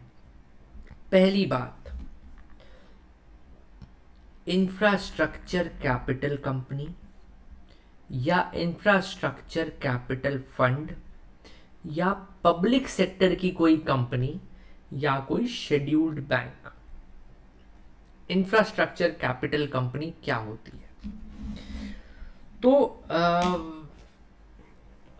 इंफ्रास्ट्रक्चर डेवलप करने के लिए हमें पैसा चाहिए, पैसा माने कि कैपिटल। तो हमने एक कंपनी बनाई जिसमें हमने मतलब गवर्नमेंट ने बनवाई कई बार, और कई बार और जो बड़े बिजनेसमैन होते हैं वो लोग बनवाते हैं कि यार एक कंपनी बनाते हैं, अकेले मेरे बस का तो है नहीं, इंफ्रास्ट्रक्चर में तो बहुत पैसे लगते हैं, मैं जनरल इन्वेस्टर्स से पैसे उठाता हूँ, आम जनता से पैसे उठाता हूँ, जो बड़े बड़े इन्वेस्टर्स हैं उनसे पैसे उठाता हूँ। कैपिटल इकट्ठा करने के लिए वो कंपनी बनाई गई है सिर्फ। तो वो company zero coupon bonds issue कर सकती है। इंफ्रास्ट्रक्चर कैपिटल फंड क्या है? उसी का दूसरा नाम है, दूसरे तरीके से एक दूसरे लीगल फॉर्मेट में बनाया गया, उसको एक फंड की तरह सेबी के साथ रजिस्टर करा दिया गया। तो उस फंड में जो भी देश के इंफ्रास्ट्रक्चर में इन्वेस्ट करना चाहता है, जिसको भी लगता है कि नहीं ये जो इंफ्रास्ट्रक्चर वाला इंडस्ट्री है ये बहुत अच्छा इंडस्ट्री है, बढ़िया रिटर्न मिलता है इसमें। फॉर एग्जाम्पल हाईवे बनवाने के लिए हमने फंड इकट्ठा किया, अभी जब वो हाईवे बन के रेडी हो गया तो उससे टोल इकट्ठा होगा, टोल इकट्ठा होगा तो पैसे आएंगे, अच्छा बिजनेस है, रोडवेज का यूज़ बढ़ता जा रहा है दिन प्रतिदिन, लोग कार्स खरीद रहे हैं, अच्छी कमाई होगी, तो एक बढ़िया इन्वेस्टमेंट ऑप्शन समझ के एक फंड बना दिया जाता है, उसको लिस्ट कर दिया जाता है, दैट्स इंफ्रास्ट्रक्चर कैपिटल फंड। तो वो जो पैसे ले रहा है वो सिर्फ और सिर्फ इंफ्रास्ट्रक्चर में ही इन्वेस्ट कर सकता है और कहीं इन्वेस्ट नहीं कर सकता। Then public sector company, you guys know कि जो भी ऐसी कंपनीज है जिनमें गवर्नमेंट का स्टेक है, पीएसयूज जो कहते हैं ना, पब्लिक सेक्टर यूनिट्स, वैसी कंपनीज को पब्लिक सेक्टर कंपनी बोलते हैं। आई थिंक भेल is a good example, GAIL is a good example, Bharat heavy electricals limited and gas, GAIL का क्या है वो गैस सा ही कुछ है, नहीं ध्यान आ रहा यार, आज क्या हो गया है मुझे आज कुछ ज़्यादा ही चीज़ें मिस कर रहा हूँ। देन और कौन सा, NTPC is a very good PSU. तो इस तरह की public sector companies. Scheduled bank मैंने ऑलरेडी बोला कि सरकार ने जिनको नेशनलाइज करके एक शेड्यूल में उनका नाम लिख दिया था कि ये बैंक्स जो हैं ये गवर्नमेंट टेक ओवर कर रही है और गवर्नमेंट चलाएगी अब, तो वो शेड्यूल्ड बैंक्स जो हैं उनको भी जीरो कूपन बॉन्ड्स इशू करने का अधिकार है। इन 4 लोगों के अलावा कोई भी और जीरो कूपन बॉन्ड्स इशू करता है तो उसको पहली बात तो जीरो कूपन बॉन्ड्स माना ही नहीं जाएगा और उनको इशू नहीं करने दिया जाएगा, उनको पेनल्टी लगेगी। हो अगर नहीं मान रहा है, ज़बरदस्ती इशू कर रहा है, बेवकूफ़ बना रहा है लोगों को, तो उसको जेल में भी डाला जा सकता है, जो भी रिस्पॉन्सिबल पर्सन है। Only these 4 categories of institutions are allowed to issue zero coupon bond. पहला पॉइंट तो ये हो गया, इसको याद रखने की ज़रूरत नहीं, चिंता मत करो, ये कोई बहुत ऐसा विशेष पॉइंट नहीं है, हाँ बस तुम्हें पता होना चाहिए। Next, in respect of such bond no payment or benefit is received or receivable before maturity. No payment or benefit is received or receivable before maturity or redemption of such bond. Zero coupon bond एक normal debenture से या एक normal bond से अलग क्यों होता है? एक नॉर्मल बॉन्ड या डिबेंचर अगर आप खरीदते हो ना तो हर साल आपको उसका इंटरेस्ट मिलेगा, फिक्स अमाउंट एक, लेट्स जस्ट से कि आपने एक 12% डिबेंचर दिया तो हर साल 12% इंटरेस्ट आपको मिलना ही मिलना है। जब मेच्योरिटी हो जाएगी तो आपका प्रिंसिपल अमाउंट आपको वापस मिल जाएगा। जीरो कूपन बॉन्ड्स क्या कहते हैं? जीरो कूपन बॉन्ड्स कहते हैं कि भाई हमारा 100 रुपए का बॉन्ड है, मेच्योरिटी पे आपको 100 रुपए वापस मिलेंगे, हाँ जब आप मुझे 100 रुपए पे करने आओगे ना आज की डेट में तो हम आपको 20 रुपए का डिस्काउंट दे देंगे, 30 रुपए का डिस्काउंट दे देंगे, what ever the period and interest भी, और हम आपको कम पैसे में वो 100 रुपए का बॉन्ड देते रहे। यानी कि जीरो कूपन बॉन्ड का एक एसेंशियल फीचर ये होना ही चाहिए कि हम मेच्योरिटी से पहले आपको कुछ भी नहीं देंगे, नो इंटरेस्ट नथिंग, जो भी पैसे मिलने हैं मेच्योरिटी पे मिलेंगे, वेट करो तब तक। अगर ये फीचर नहीं है किसी फाइनेंशियल प्रोडक्ट में तो हम उसको जीरो कूपन बॉन्ड नहीं कह सकते। डन? समझ में आ गई ये बात? Okay. Third point, such bond is specified by the central government by notification in the official gazette. अगर गवर्नमेंट ने उस जीरो कूपन बॉन्ड को अपने ऑफिशियल गजेट में नोटिफाई नहीं किया है, ऑफिशियल गजेट मैंने आपको बताया था कि एक sort of a daily newspaper type का है, वो रोज एक ऑफिशियल गजेट निकलता है, उसमें कई सारी नोटिफिकेशंस अलग अलग डिपार्टमेंट की, गवर्नमेंट की निकलती रहती हैं। तो अगर ऑफिशियल गजेट में गवर्नमेंट ने नोटिफाई किया है तभी हम उसे जीरो कूपन बॉन्ड बोलेंगे। अगर कोई भी राह चलता आदमी बिना ऑफिशियल गजेट में नोटिफिकेशन के अपने मन से जीरो कूपन बॉन्ड इशू कर रहा है उसको जीरो कूपन बॉन्ड नहीं माना जाएगा, and of course that man will be put in jail. तो नहीं बोलना चाहिए सीधे, पर हाँ पहले पेनल्टी तो लगेगी लगेगी, पर अगर विलफुली फ्रॉड करता हुआ पकड़ा गया तो जेल भी जा सकता है। क्लियर? ये 3 कंडीशन सबको क्लियर है? फिर से रिवाइज कर लेते हैं। सबसे पहली बात, जीरो कूपन बॉन्ड कौन कौन इशू कर सकता है? सिर्फ 4 लोग, infrastructure capital company, infrastructure capital fund, public sector company या scheduled bank. Second point, zero coupon bond का मतलब यह है कि जो भी पैसे मिलेंगे भाई साहब मेच्योरिटी पे ही मिलेंगे, अभी कुछ नहीं मिलने वाला, मेच्योरिटी से पहले कुछ नहीं देना इन्वेस्टर को। थर्ड पॉइंट, जो बॉन्ड्स ऑफिशियल गेजेट के नोटिफिकेशन के बाद निकलते हैं उन्हीं को जीरो कूपन बॉन्ड्स बोला जाएगा, और किसी को भी जीरो कूपन बॉन्ड्स नहीं बोला जाएगा। आप अपने मन से जीरो कूपन बॉन्ड्स नहीं इशू कर सकते, even if you belong to all these 4 categories. एक क्वेश्चन किया जाए, इसको साथ में करते हैं, चलो। Zero coupon bonds are issued by elite limited. क्या है ये? इंफ्रास्ट्रक्चर कैपिटल कंपनी है। Very good. On October 4, 2020 issue price कितना था? 85 rupees. Face value as well as amount payable at the time of redemption is 100 rupees. 85 रुपए लेके 100 rupees दे रहा है, मतलब 15 रुपए का डिस्काउंट दे रहा है। The redemption date is 10th of July 2030। 10th of July 2030 मतलब देखा जाए तो अप्रॉक्सीमेटली इट्स 10 ईयर्स ना, 4 अक्टूबर से 10th of July।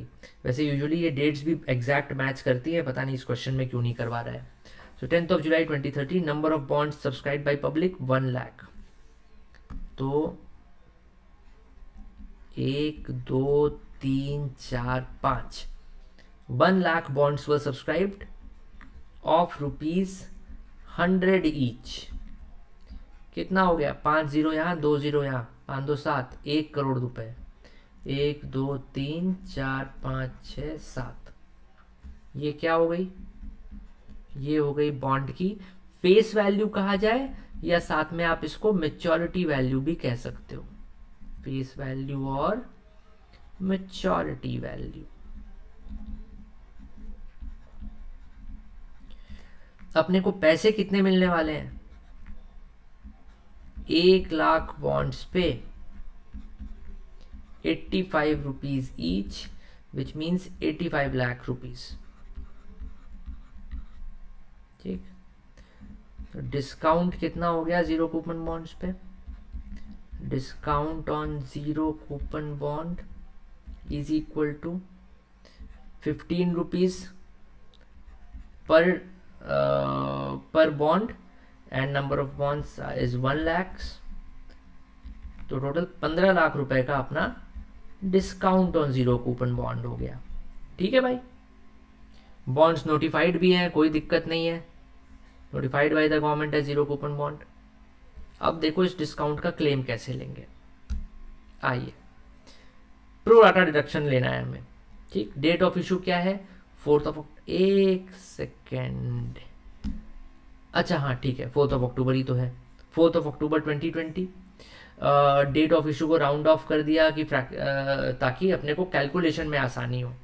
ठीक है, तो उसको अक्टूबर 1 मान लिया गया। 15 दिन से कम का है तो उसको वो कर लिया, 1 महीना ही पूरा ले लिया। Date of redemption 10th of July, इसको भी राउंड ऑफ करके 30th of June कर लो, मतलब 10 दिन ही ज़्यादा है ना, लेस देन 15 डेज है, तो उसको इग्नोर कर दो। तो आपका पीरियड क्या हो गया? 1 अक्टूबर 2020 से 30th जून 2031। इससे क्या हुआ दोस्त कि अपने पास ना कैलकुलेशन में बड़ी आसानी हो गई। अब हम एग्जैक्ट मंथ्स डाल सकते हैं, एग्जैक्ट मंथ की कैलकुलेशन कर सकते हैं। आ जाओ, अमाउंट ऑफ डिस्काउंट 15 लाख, ये अपने निकाल लिया था। Period of life of bond कितना था? 30th जून 2031 माइनस 1 अक्टूबर 2020, 129 मंथ्स। ठीक है, टोटल पीरियड 129 मंथ्स का है, इसको मंथ्स में डिवाइड कर दो। 1 महीने का डिडक्शन मिलना चाहिए 11,628 रुपये। 15 लाख डिवाइडेड बाई 129, तो प्रीवियस ईयर 2021 में कितना डिडक्शन मिलेगा भाई? अक्टूबर में पैसा मिला, अक्टूबर, नवंबर, दिसंबर, जनवरी, फरवरी, मार्च, 6 महीने। 1 महीने का हमने निकाला 11,628 रुपये, इसको मल्टीप्लाई कर दो, इंटू 6 कर दो, तो ये आ जाएगा आपका 2021 का डिडक्शन। अगले साल और उसके भी अगले साल और उसके भी अगले साल, लास्ट ईयर को छोड़ के, हर साल क्या होगा, अपने को 12 महीने का पूरा डिडक्शन मिलेगा, पूरे के पूरे 12 महीने हैं, तो ये आएगा 1,39,535। लास्ट ईयर में क्या होगा, मेच्योरिटी कब हो रही है, 30 जून 2031। तो अप्रैल बीता, मई बीता, जून बीता, 3 महीने बाद हमने पैसे वापस कर दिए, हमने 3 महीने ही पैसे रखे थे, तो वो 3 महीने का आपका प्रोराटा बेसिस पे आ गया 34,884। सिंपल कैलकुलेशन है, कोई तकलीफ तो नहीं इसमें। The only new thing that you might have gotten here is this rounding off. ये राउंडिंग ऑफ खाली एक नई चीज़ है जो शायद आपने नहीं सोचा होगा, नहीं तो मेरे को लगता है कि जो बाकी एक काम कर रहा है ये तो आपने भी इमेजिन कर लिया होगा कि ऐसे ही करना है। राउंडिंग ऑफ का पर्पस क्या है कि यार देखो, अगर हम एकदम ही डिटेल में घुस जाएं, एक एक दिन का हिसाब निकालने लगे, घंटों का हिसाब निकालने लगे, तो कॉम्प्लिकेटेड कैलकुलेशन हो जाएगी फालतू में, उसका कोई फर्क भी नहीं पड़ता, अमाउंट कोई बहुत ज़्यादा कम ज़्यादा नहीं होगा। तो इनकम टैक्स एक्ट कहता है यार चीज़ों को सिंपल रखो, ऐसा करो 15 दिन से ज़्यादा है अगर किसी महीने का तो उसको 1 महीना पूरा ले लो, और अगर 15 दिन से कम है तो उस महीने को इग्नोर कर दो, छोड़ दो, और मंथ बेसिस पे कैलकुलेशन करो, तो तुम्हारा कैलकुलेशन ईजी हो जाएगा। ठीक, ओके।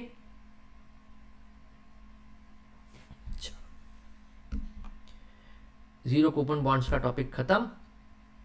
अब आइए employer's contribution towards statutory fund.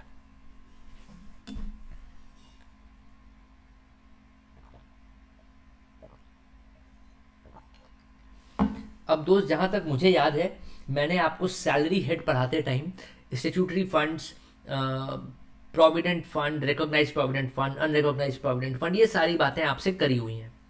Yes, एक चीज देख लो,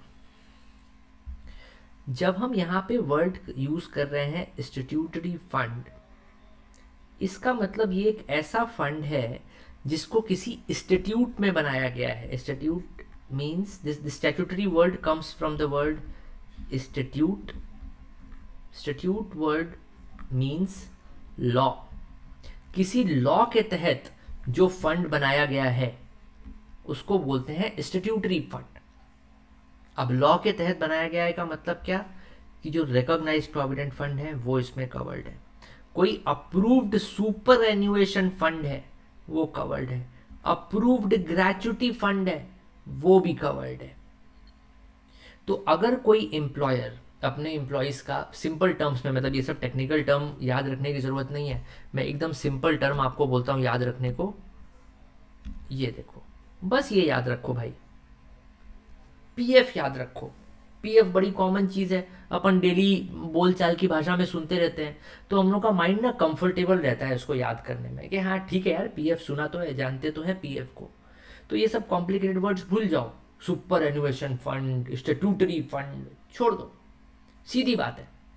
मैं एम्प्लॉयर हूँ, मैंने अपने एम्प्लॉयज़ का पीएफ करवाया हुआ है। पीएफ कराने का मतलब कि एम्प्लॉयज़ की सैलरी से कुछ पैसा मैं काट के पीएफ में डालता हूँ, और कुछ पैसा मैं, उतना ही पैसा जितना मैंने एम्प्लॉयज़ का कट किया है, मैं अपनी जेब से निकालता हूँ, उसको भी पीएफ में डालता हूँ, ताकि जब वो एम्प्लॉय रिटायर हो तो उन्हें एक बड़ा लंपसम अमाउंट हम पे कर सकें। तो ये जो खर्चा हो रहा है एम्प्लॉयर का, उसकी जेब से जो पैसे निकल रहे हैं, उस खर्चे का क्लेम आपको मिलता है सेक्शन 36(1)(4) में और सेक्शन 36(1)(5) में। Of course this deduction is subject to section 43B, यानी कि लेट अस सपोज कि मुझे प्रोविडेंट फंड में अपने एम्प्लॉयज़ के लिए 50 लाख रुपए जमा करने थे, मैंने जमा नहीं करे पर ड्यू है, मैंने बुक्स में दिखा दिया, आउटस्टैंडिंग है, मैंने बैलेंस शीट में दिखा दिया लायबिलिटी है यार, अगले साल दे देंगे, इस साल अभी पैसे नहीं है। तो इनकम टैक्स एक्ट बड़ा चालू है, वो कहता है कि भाई जब पैसे होंगे ना तो दे देना, तभी मैं भी क्लेम दूंगा। जब तक तुमने एक्चुअली पेमेंट नहीं करा पीएफ का पैसा, तब तक हम आपको उसका क्लेम नहीं देंगे। In this way government is actually forcing the hands of corporates कि भाई पीएफ का पैसा टाइम से दे दो, वो पैसे नहीं जमा करोगे अगर, तो हम तुम्हारा खर्चा अलाउ नहीं करेंगे। डन, सिंपल बात है, समझ में आ गई, कोई तकलीफ तो नहीं। आ जाओ फिर, अगला टॉपिक क्या है अपना, employees contribution towards staff welfare scheme. ये ध्यान से सुनने वाली बात है। देखो,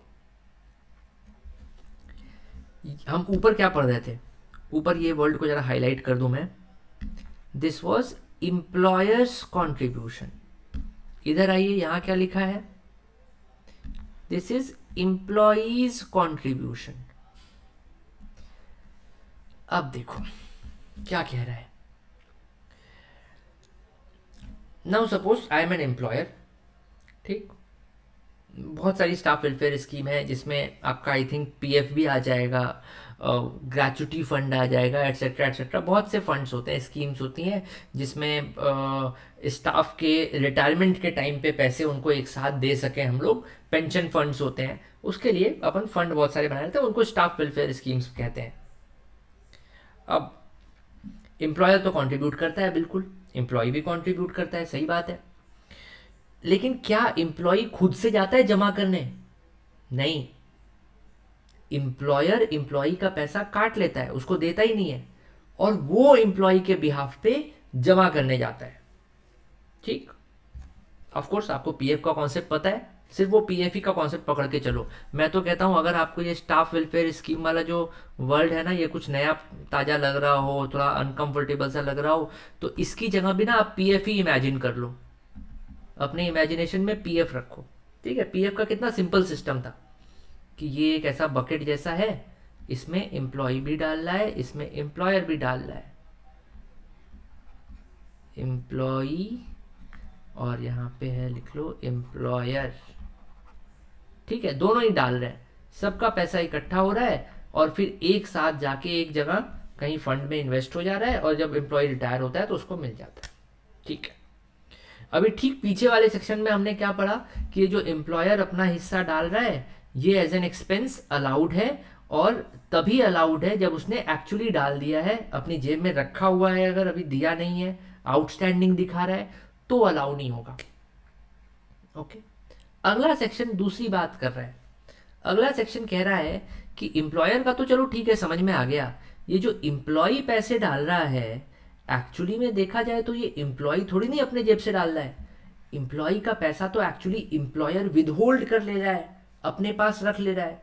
किसी की सैलरी 6 लाख रुपए तो उसे 5,80,000 रुपए दे रहा है, 20,000 रुपए रख ले रहा है, किस नाम पे, कि कभी उसके नाम पे स्टाफ वेलफेयर स्कीम में जमा करेगा।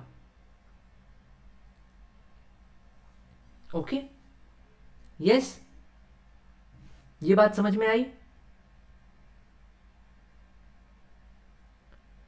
ठीक, अब देखो ध्यान से सुनना एक बात को, एम्प्लॉय का पैसा अगर एम्प्लॉयर रख ले रहा है ना, तो गवर्नमेंट क्या बोलती है, पहली बात कि वो तो आपकी इनकम हो गई। ठीक है, गवर्नमेंट एम्प्लॉयर से कहती है, कंपनीज से कहती है कि तुमने अपने एम्प्लॉय का जो पैसा था, उसका हक का पैसा था, तुमने उसको नहीं दिया, एक तरह से देखा जाए तो तुमने उससे ले लिया। अगर तुमने कुछ लिया है तो वो तुम्हारी इनकम है, उसका खर्चा कब लागू होगा, अगर तुम टाइम से वो पैसा पीएफ में जहां डालना था वहां डाल दोगे तो। अगर तुमने नहीं डाला, लेट कर दिया, अगर तुमने गलती से लेट कर दिया, अपने पास कुछ दिन एक्स्ट्रा रख लिया उस पैसे को, it is disallowed for ever, not paid before due date, disallowed for ever. अब देखो दोस्त, अब तुम्हें एक बात रियलाइज होगी,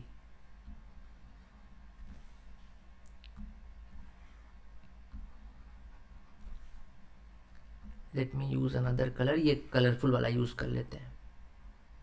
तुम्हें एक बात रियलाइज होगी कि यार अभी हमने पीछे एक सेक्शन पढ़ा जो इसी बारे में बात करता था, पीएफ वीएफ के बारे में। वो सेक्शन कहता था कि एम्प्लॉयर जो है वो जब अपनी कंट्रीब्यूशन डाल रहा है पीएफ वाली पीएफ फंड में, तो जब वो एक्चुअली डाल दे रहा है तो उसको अलाउ हो जा रही है, वहां कोई ड्यू डेट की बात तो नहीं लिखी थी। यानी एम्प्लॉयर अगर अपना खुद का कंट्रीब्यूशन डालने में डिले कर रहा है तो उसमें एम्प्लॉयर को बस इतना ही नुकसान है कि चलो अभी नहीं जमा करा तो उसका क्लेम नहीं मिलेगा। कोई बात नहीं, बाद में कर लेंगे, अभी पैसा नहीं है अपने पास, बाद में कर लेंगे और बाद में क्लेम ले लेंगे। इस साल नहीं मिला तो क्या हुआ, अगले साल जमा करा, अगले साल क्लेम ले लेंगे। है कि नहीं? कोई बहुत खास दिक्कत की बात तो नहीं थी। बट इंप्लॉई का पैसा अगर तुमने लेके रख लिया और टाइम से जमा नहीं किया, फिर तो गवर्नमेंट बहुत गुस्सा हो जाती है। गवर्नमेंट बोलती है कि चलो ठीक है, तुमने अपने कंट्रीब्यूशन में डिले किया, समझ में आता है भाई, कभी धंधा अप डाउन चल रहा है यार, नहीं हो पैसे नहीं अरेंज हो पाए एक साथ इतने सारे, नहीं कर पाया, आई एम सॉरी, है ना, वो जेन्युइन मिस्टेक है, वो बोल के गवर्नमेंट तुमको माफ कर देगी, चलो कोई बात नहीं, नहीं कर पाए ना, अभी क्लेम नहीं देंगे, जब करोगे तो क्लेम दे देंगे, ठीक है। गवर्नमेंट थोड़ा सा ही पनिश कर रही है, ज्यादा पनिश नहीं कर रही है। मैं तो कहता हूँ ये पनिशमेंट है ही नहीं, ये कहाँ पनिशमेंट हुई। गवर्नमेंट तो सीधी बात कह रही है कि भाई तुम खर्चे का अगर क्लेम लेना चाहते हो तो एक्चुअली खर्चा तो करो। तो जब एक्चुअली आपने पॉकेट से निकाल के जमा कर दिया तो गवर्नमेंट क्लेम दे देगी। पर इम्प्लॉयज को लेके गवर्नमेंट बहुत स्ट्रिक्ट है। अगर आपने इम्प्लॉयज का पैसा रोका है तो एक तरह से देखा जाए तो आपने किसी और का हक छीना है। और तो और वो हक छीनने के बाद समय से उसको जमा भी नहीं किए तुम, अगर लेट कर रहे हो तो गवर्नमेंट बहुत गुस्सा हो जाती है कि यार अपना पैसा तुमने नहीं दिया कोई बात नहीं, यार दूसरे का पैसा लेके रख ले रहे हो, ये बर्दाश्त नहीं होगा। तो अगर आपने इम्प्लॉयज का, अगर पीएफ में कोई रजिस्टर्ड है और इम्प्लॉयज का कंट्रीब्यूशन पीएफ का काटता है पर जमा नहीं करता टाइम से, डिले भी कर देता है, तो हमेशा के लिए डिसअलाउ हो जाएगा। इसलिए पीएफ की ड्यू डेट बहुत बहुत इंपॉर्टेंट होती है। पीएफ की ड्यू डेट से पहले एनी हाउ लोन लेके देना पड़े, लेकिन बिजनेसमैन हमेशा कम से कम एम्प्लॉइज कंट्रीब्यूशन तो लोन लेके भी जमा करता है ड्यू डेट से पहले। वहां अगर डिले हुआ तो वो खर्चा कभी भी अलाउ नहीं होगा। और पीएफ वाले जो आपको परेशान करेंगे वो अलग हैवी पेनल्टीज हैं प्रोविडेंट फंड वाले एक्ट में भी। अगर आपने डिले किया तो वहां तो अलग लगता ही है भाई, ब्याज दो, पेनल्टी दो, लेट फीस दो, वहां तो परेशान होना ही होना है। और तो और इनकम टैक्स में खर्चा भी अलाउ नहीं होगा। एक और मुसीबत सिर पे पड़ी।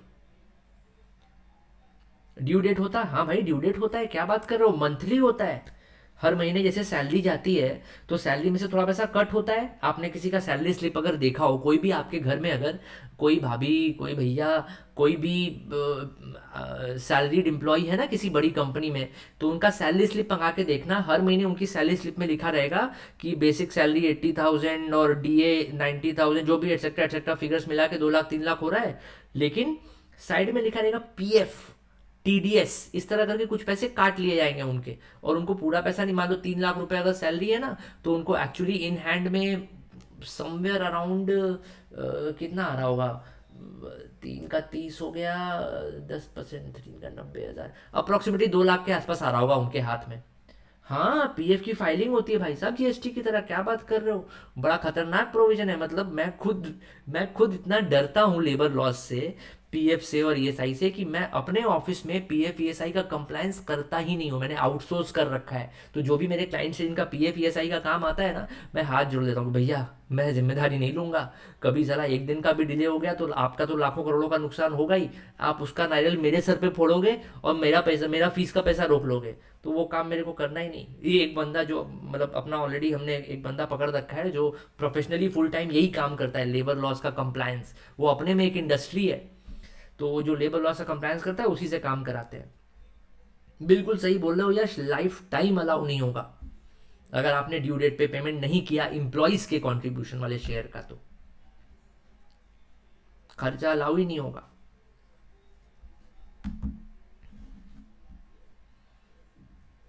ठीक, ओके, डन, चलो। बहुत स्ट्रिक्ट है, अरे बहुत स्ट्रिक्ट है भाई साहब, क्या बताऊँ मैं, अपने देश के लेबर लॉज बहुत स्ट्रिक्ट हैं। इनफैक्ट बहुत सालों से इंडस्ट्री की ये मांग रही है कि इंडियन गवर्नमेंट को लेबर लॉज को थोड़ा लूज़ करना चाहिए, थोड़ा सा लीनियंसी करनी चाहिए, क्योंकि मैन्युफैक्चरिंग सेक्टर अपने देश में इसलिए ही नहीं पनप पा रहा है क्योंकि लेबर लॉज बड़े स्ट्रिक्ट है, तो कंपनीज प्रॉफिट नहीं कमा पाती हैं, उसका लेबर लॉस का कंप्लायंस करने में बहुत खर्चा हो जाता है कंपनीज का। तो इसलिए मैन्युफैक्चरिंग जो है वो बहुत प्रॉफिटेबल धंधा नहीं है अपने देश में, और बहुत कम लोग मैन्युफैक्चरिंग के धंधे में आते हैं, मैन्युफैक्चरिंग सेक्टर में। इसीलिए एक तो ऐसी मैन्युफैक्चरिंग में घुसना बहुत मुश्किल है, क्योंकि मैन्युफैक्चरिंग में घुसने का मतलब आपको एक बड़ा प्लांट लगाना पड़ेगा। पहले तो ज़मीन महंगी है। अब जब तुम प्लांट लगाने जाओगे तो पहले एनवायरमेंटल क्लियरेंसेस, आपको ज़मीन खरीदना भी एक अपने में हेडेक होता है। एक किसी बड़ी फैक्ट्री या प्लांट के लिए जाओ तो एक मुश्त तो बड़ी ज़मीन मिलती नहीं, तो वो 3 4 5 किसानों को मिला के उनका खेत खरीद के तब आपको एक बड़ी ज़मीन, वहाँ भी हेडेक है। वो तो आपने ज़मीन खरीदी, चलो। फिर जब आप फैक्ट्री बनाने जाओगे तो 10 तरह के कंप्लायंसेस अलग हैं, इंडस्ट्री के और लॉज हैं, जो आप बिल्डिंग कैसे बना रहे हो, पॉल्यूशन का ध्यान रखना है आपको, ऑफ कोर्स होना भी चाहिए, वो ज़रूरी भी है। एनवायरमेंटल लॉज हैं बहुत सारे, उसका अप्रूवल करो। अब आपके जो फैक्ट्री वर्कर्स काम कर रहे हैं उनका पीएफ, ईएसआई और दुनिया भर की और चीज़ें हैं, उन चीज़ों का रजिस्ट्रेशन कराओ, हर महीने रिटर्न भरो, प्रॉपर एक एक चीज़ का हिसाब रखो। और तो और वो अपनी ट्रेड यूनियन भी बना सकते हैं, ऑफ कोर्स बनाएंगे। अब ट्रेड यूनियन बन जाएगी तो वो क्या करेंगे, जब देखेंगे ना कि हमारे भरोसे फैक्ट्री चल रही है तो आपको ब्लैकमेल भी करेंगे, चलो भाई वेजेस बढ़ाओ, या दिवाली में इतना बोनस दो नहीं तो काम नहीं होगा। तो बहुत प्रॉब्लम्स है मैन्युफैक्चरिंग सेक्टर में। तो this is one of the reasons कि मैन्युफैक्चरिंग सेक्टर की जो इंडस्ट्रीज़ हैं वो हमेशा गवर्नमेंट के सामने हाथ जोड़े खड़ी रहती हैं। जो भी अगली गवर्नमेंट आती है उसको बोलते हैं भैया प्लीज़ अब इस बजट में तो लेबर लॉस को थोड़ा ढीला कर दो। तो चलती रहती है लगातार, काफ़ी हुआ भी है चेंज। टाइमिंग, किस चीज़ की टाइमिंग दोस्त? दिवाली की छुट्टी कब से है? दिवाली की छुट्टी मैं कहता हूँ दिवाली के दिन ले लो। और कब चाहिए तुम्हें? कल धनतेरस है मेरे ख्याल से, है ना? धनतेरस की छुट्टी भी चाहिए क्या? धनतेरस की मत लो यार, पढ़ लो अभी, क्या कोर्स कंप्लीट करो ना, क्या करना है धनतेरस पे तुम्हें। दिवाली की छुट्टी ले लो और भाई दूज की छुट्टी ले लो, 2 छुट्टियां दे देते हैं तुम्हें। 24th को दिवाली है, आई थिंक 26th को है क्या? लेबर के टाइमिंग स्ट्रिक्ट होते हैं, हाँ जी। धनतेरस उसकी भैया दूज की छुट्टी चाहिए नहीं चाहिए? अरे पढ़ कब रही है यार, एक सेकंड रुको तो मैं देखूं तो ज़रा। 21 अक्टूबर इस फ्राइडे, कल सैटरडे, 23rd को तो ऑलरेडी छुट्टी है, संडे है, इंजॉय करो। 23rd 24th दिवाली है, हो गया। 25 26 पढ़ाई करो ना फिर। अच्छा बाई द वे, 25th को मैं क्लास ले नहीं पाऊंगा दिवाली के बाद। द रीज़न इज़ दैट कि मैं अभी यहाँ से घर ट्रैवल करूँगा दिवाली वाले दिन, और दिवाली ख़त्म होते ही नेक्स्ट डे फिर वापस यहाँ आऊँगा।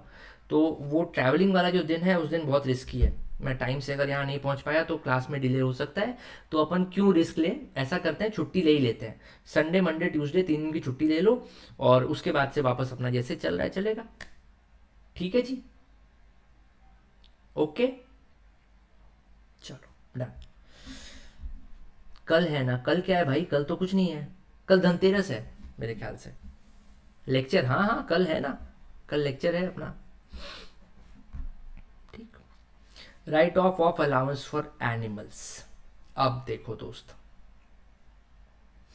अब देखो ये सेक्शन जो है 3616, बड़ा ही छोटा सा प्यारा सा सेक्शन है। ये कहता है कि अगर कोई ऐसे एनिमल्स हैं, बिजनेस हैं, सॉरी इसको दूसरा हाइलाइटर यूज करना है मेरे को, हाँ। अगर आपके बिजनेस में एनिमल्स जो हैं वो for the purpose of business और प्रोफेशन यूज हो रहे हैं, एज एन एसेट कह सकते हो, not as stock in trade, मतलब आपका काम एनिमल्स को बाई सेल करना नहीं है, not as stock in trade, आप उनको यूज कर रहे हो एज एन एसेट। जैसे अपना मिल्क का जो एग्जांपल था, दूध वाला जो बिजनेस था, उसमें अपन क्या करते हैं, कैटल को सेल नहीं करते, कैटल को खरीदते हैं और फिर उसको एज एन एसेट यूज करते हैं, उनकी सेवा करते हैं, और दूध वूध निकालते हैं, दूध बेचते हैं, ऐसा चलता है। ठीक है, उसमें हम कैटल्स को ही नहीं बेच देते। तो अगर आपका कोई कैटल, कोई एनिमल बिजनेस के पर्पज से यूज हो रहा है, and if that animal has died और बिकम यूजलेस, तो आपने जितने में भी, जो आपकी एक्चुअल कॉस्ट थी, जितने में उस एनिमल को परचेज करा था, actual cost of the animals, and the amount realised if any, मतलब जो आपका डेड एनिमल्स की बॉडी भी जो है वो बिकती है, वो कई तरह से लोग यूज़ करते हैं, उसकी स्किन यूज़ होती है, बोन्स यूज़ होती हैं, तो उस थोड़ा बहुत पैसा मिल जाता है। तो 50,000 में मान लो कोई गाय खरीदी, और आफ्टर द डेथ 5,000 रुपये मिल गए, तो 45,000 आपकी जेब से गए, और अब वो एनिमल ख़त्म मतलब डेड, जो कि डेड हो गया है, now you can't use it in business, तो 45,000 रुपये आपका पूरा का पूरा गया, खर्चा हो गया कंप्लीट, ठीक है। तो वो जो 45,000 आपका खर्चा हुआ, it is allowable as deduction.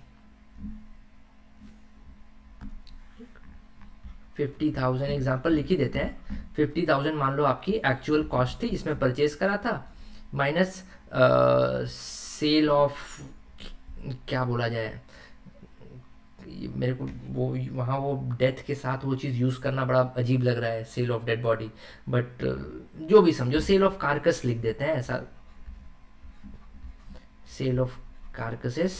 तो दैट से आपको 5,000 रुपये मिले इसमें, तो 45,000 आपका कॉस्ट हो गया for that animal, that cost is allowed as deduction.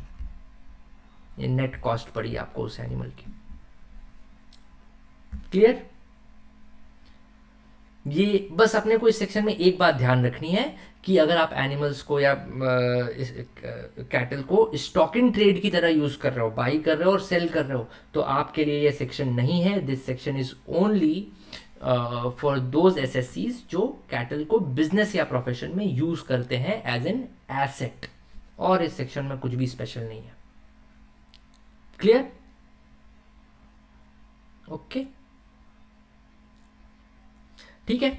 Next topic अपना bad debts. Oh, bad debts is a good topic, इस पे लंबा डिस्कशन चलेगा, ये लेते हैं अपन नेक्स्ट क्लास में।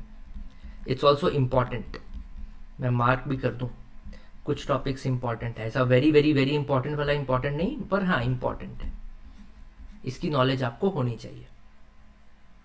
ठीक है दोस्त, can we wrap it up for tonight?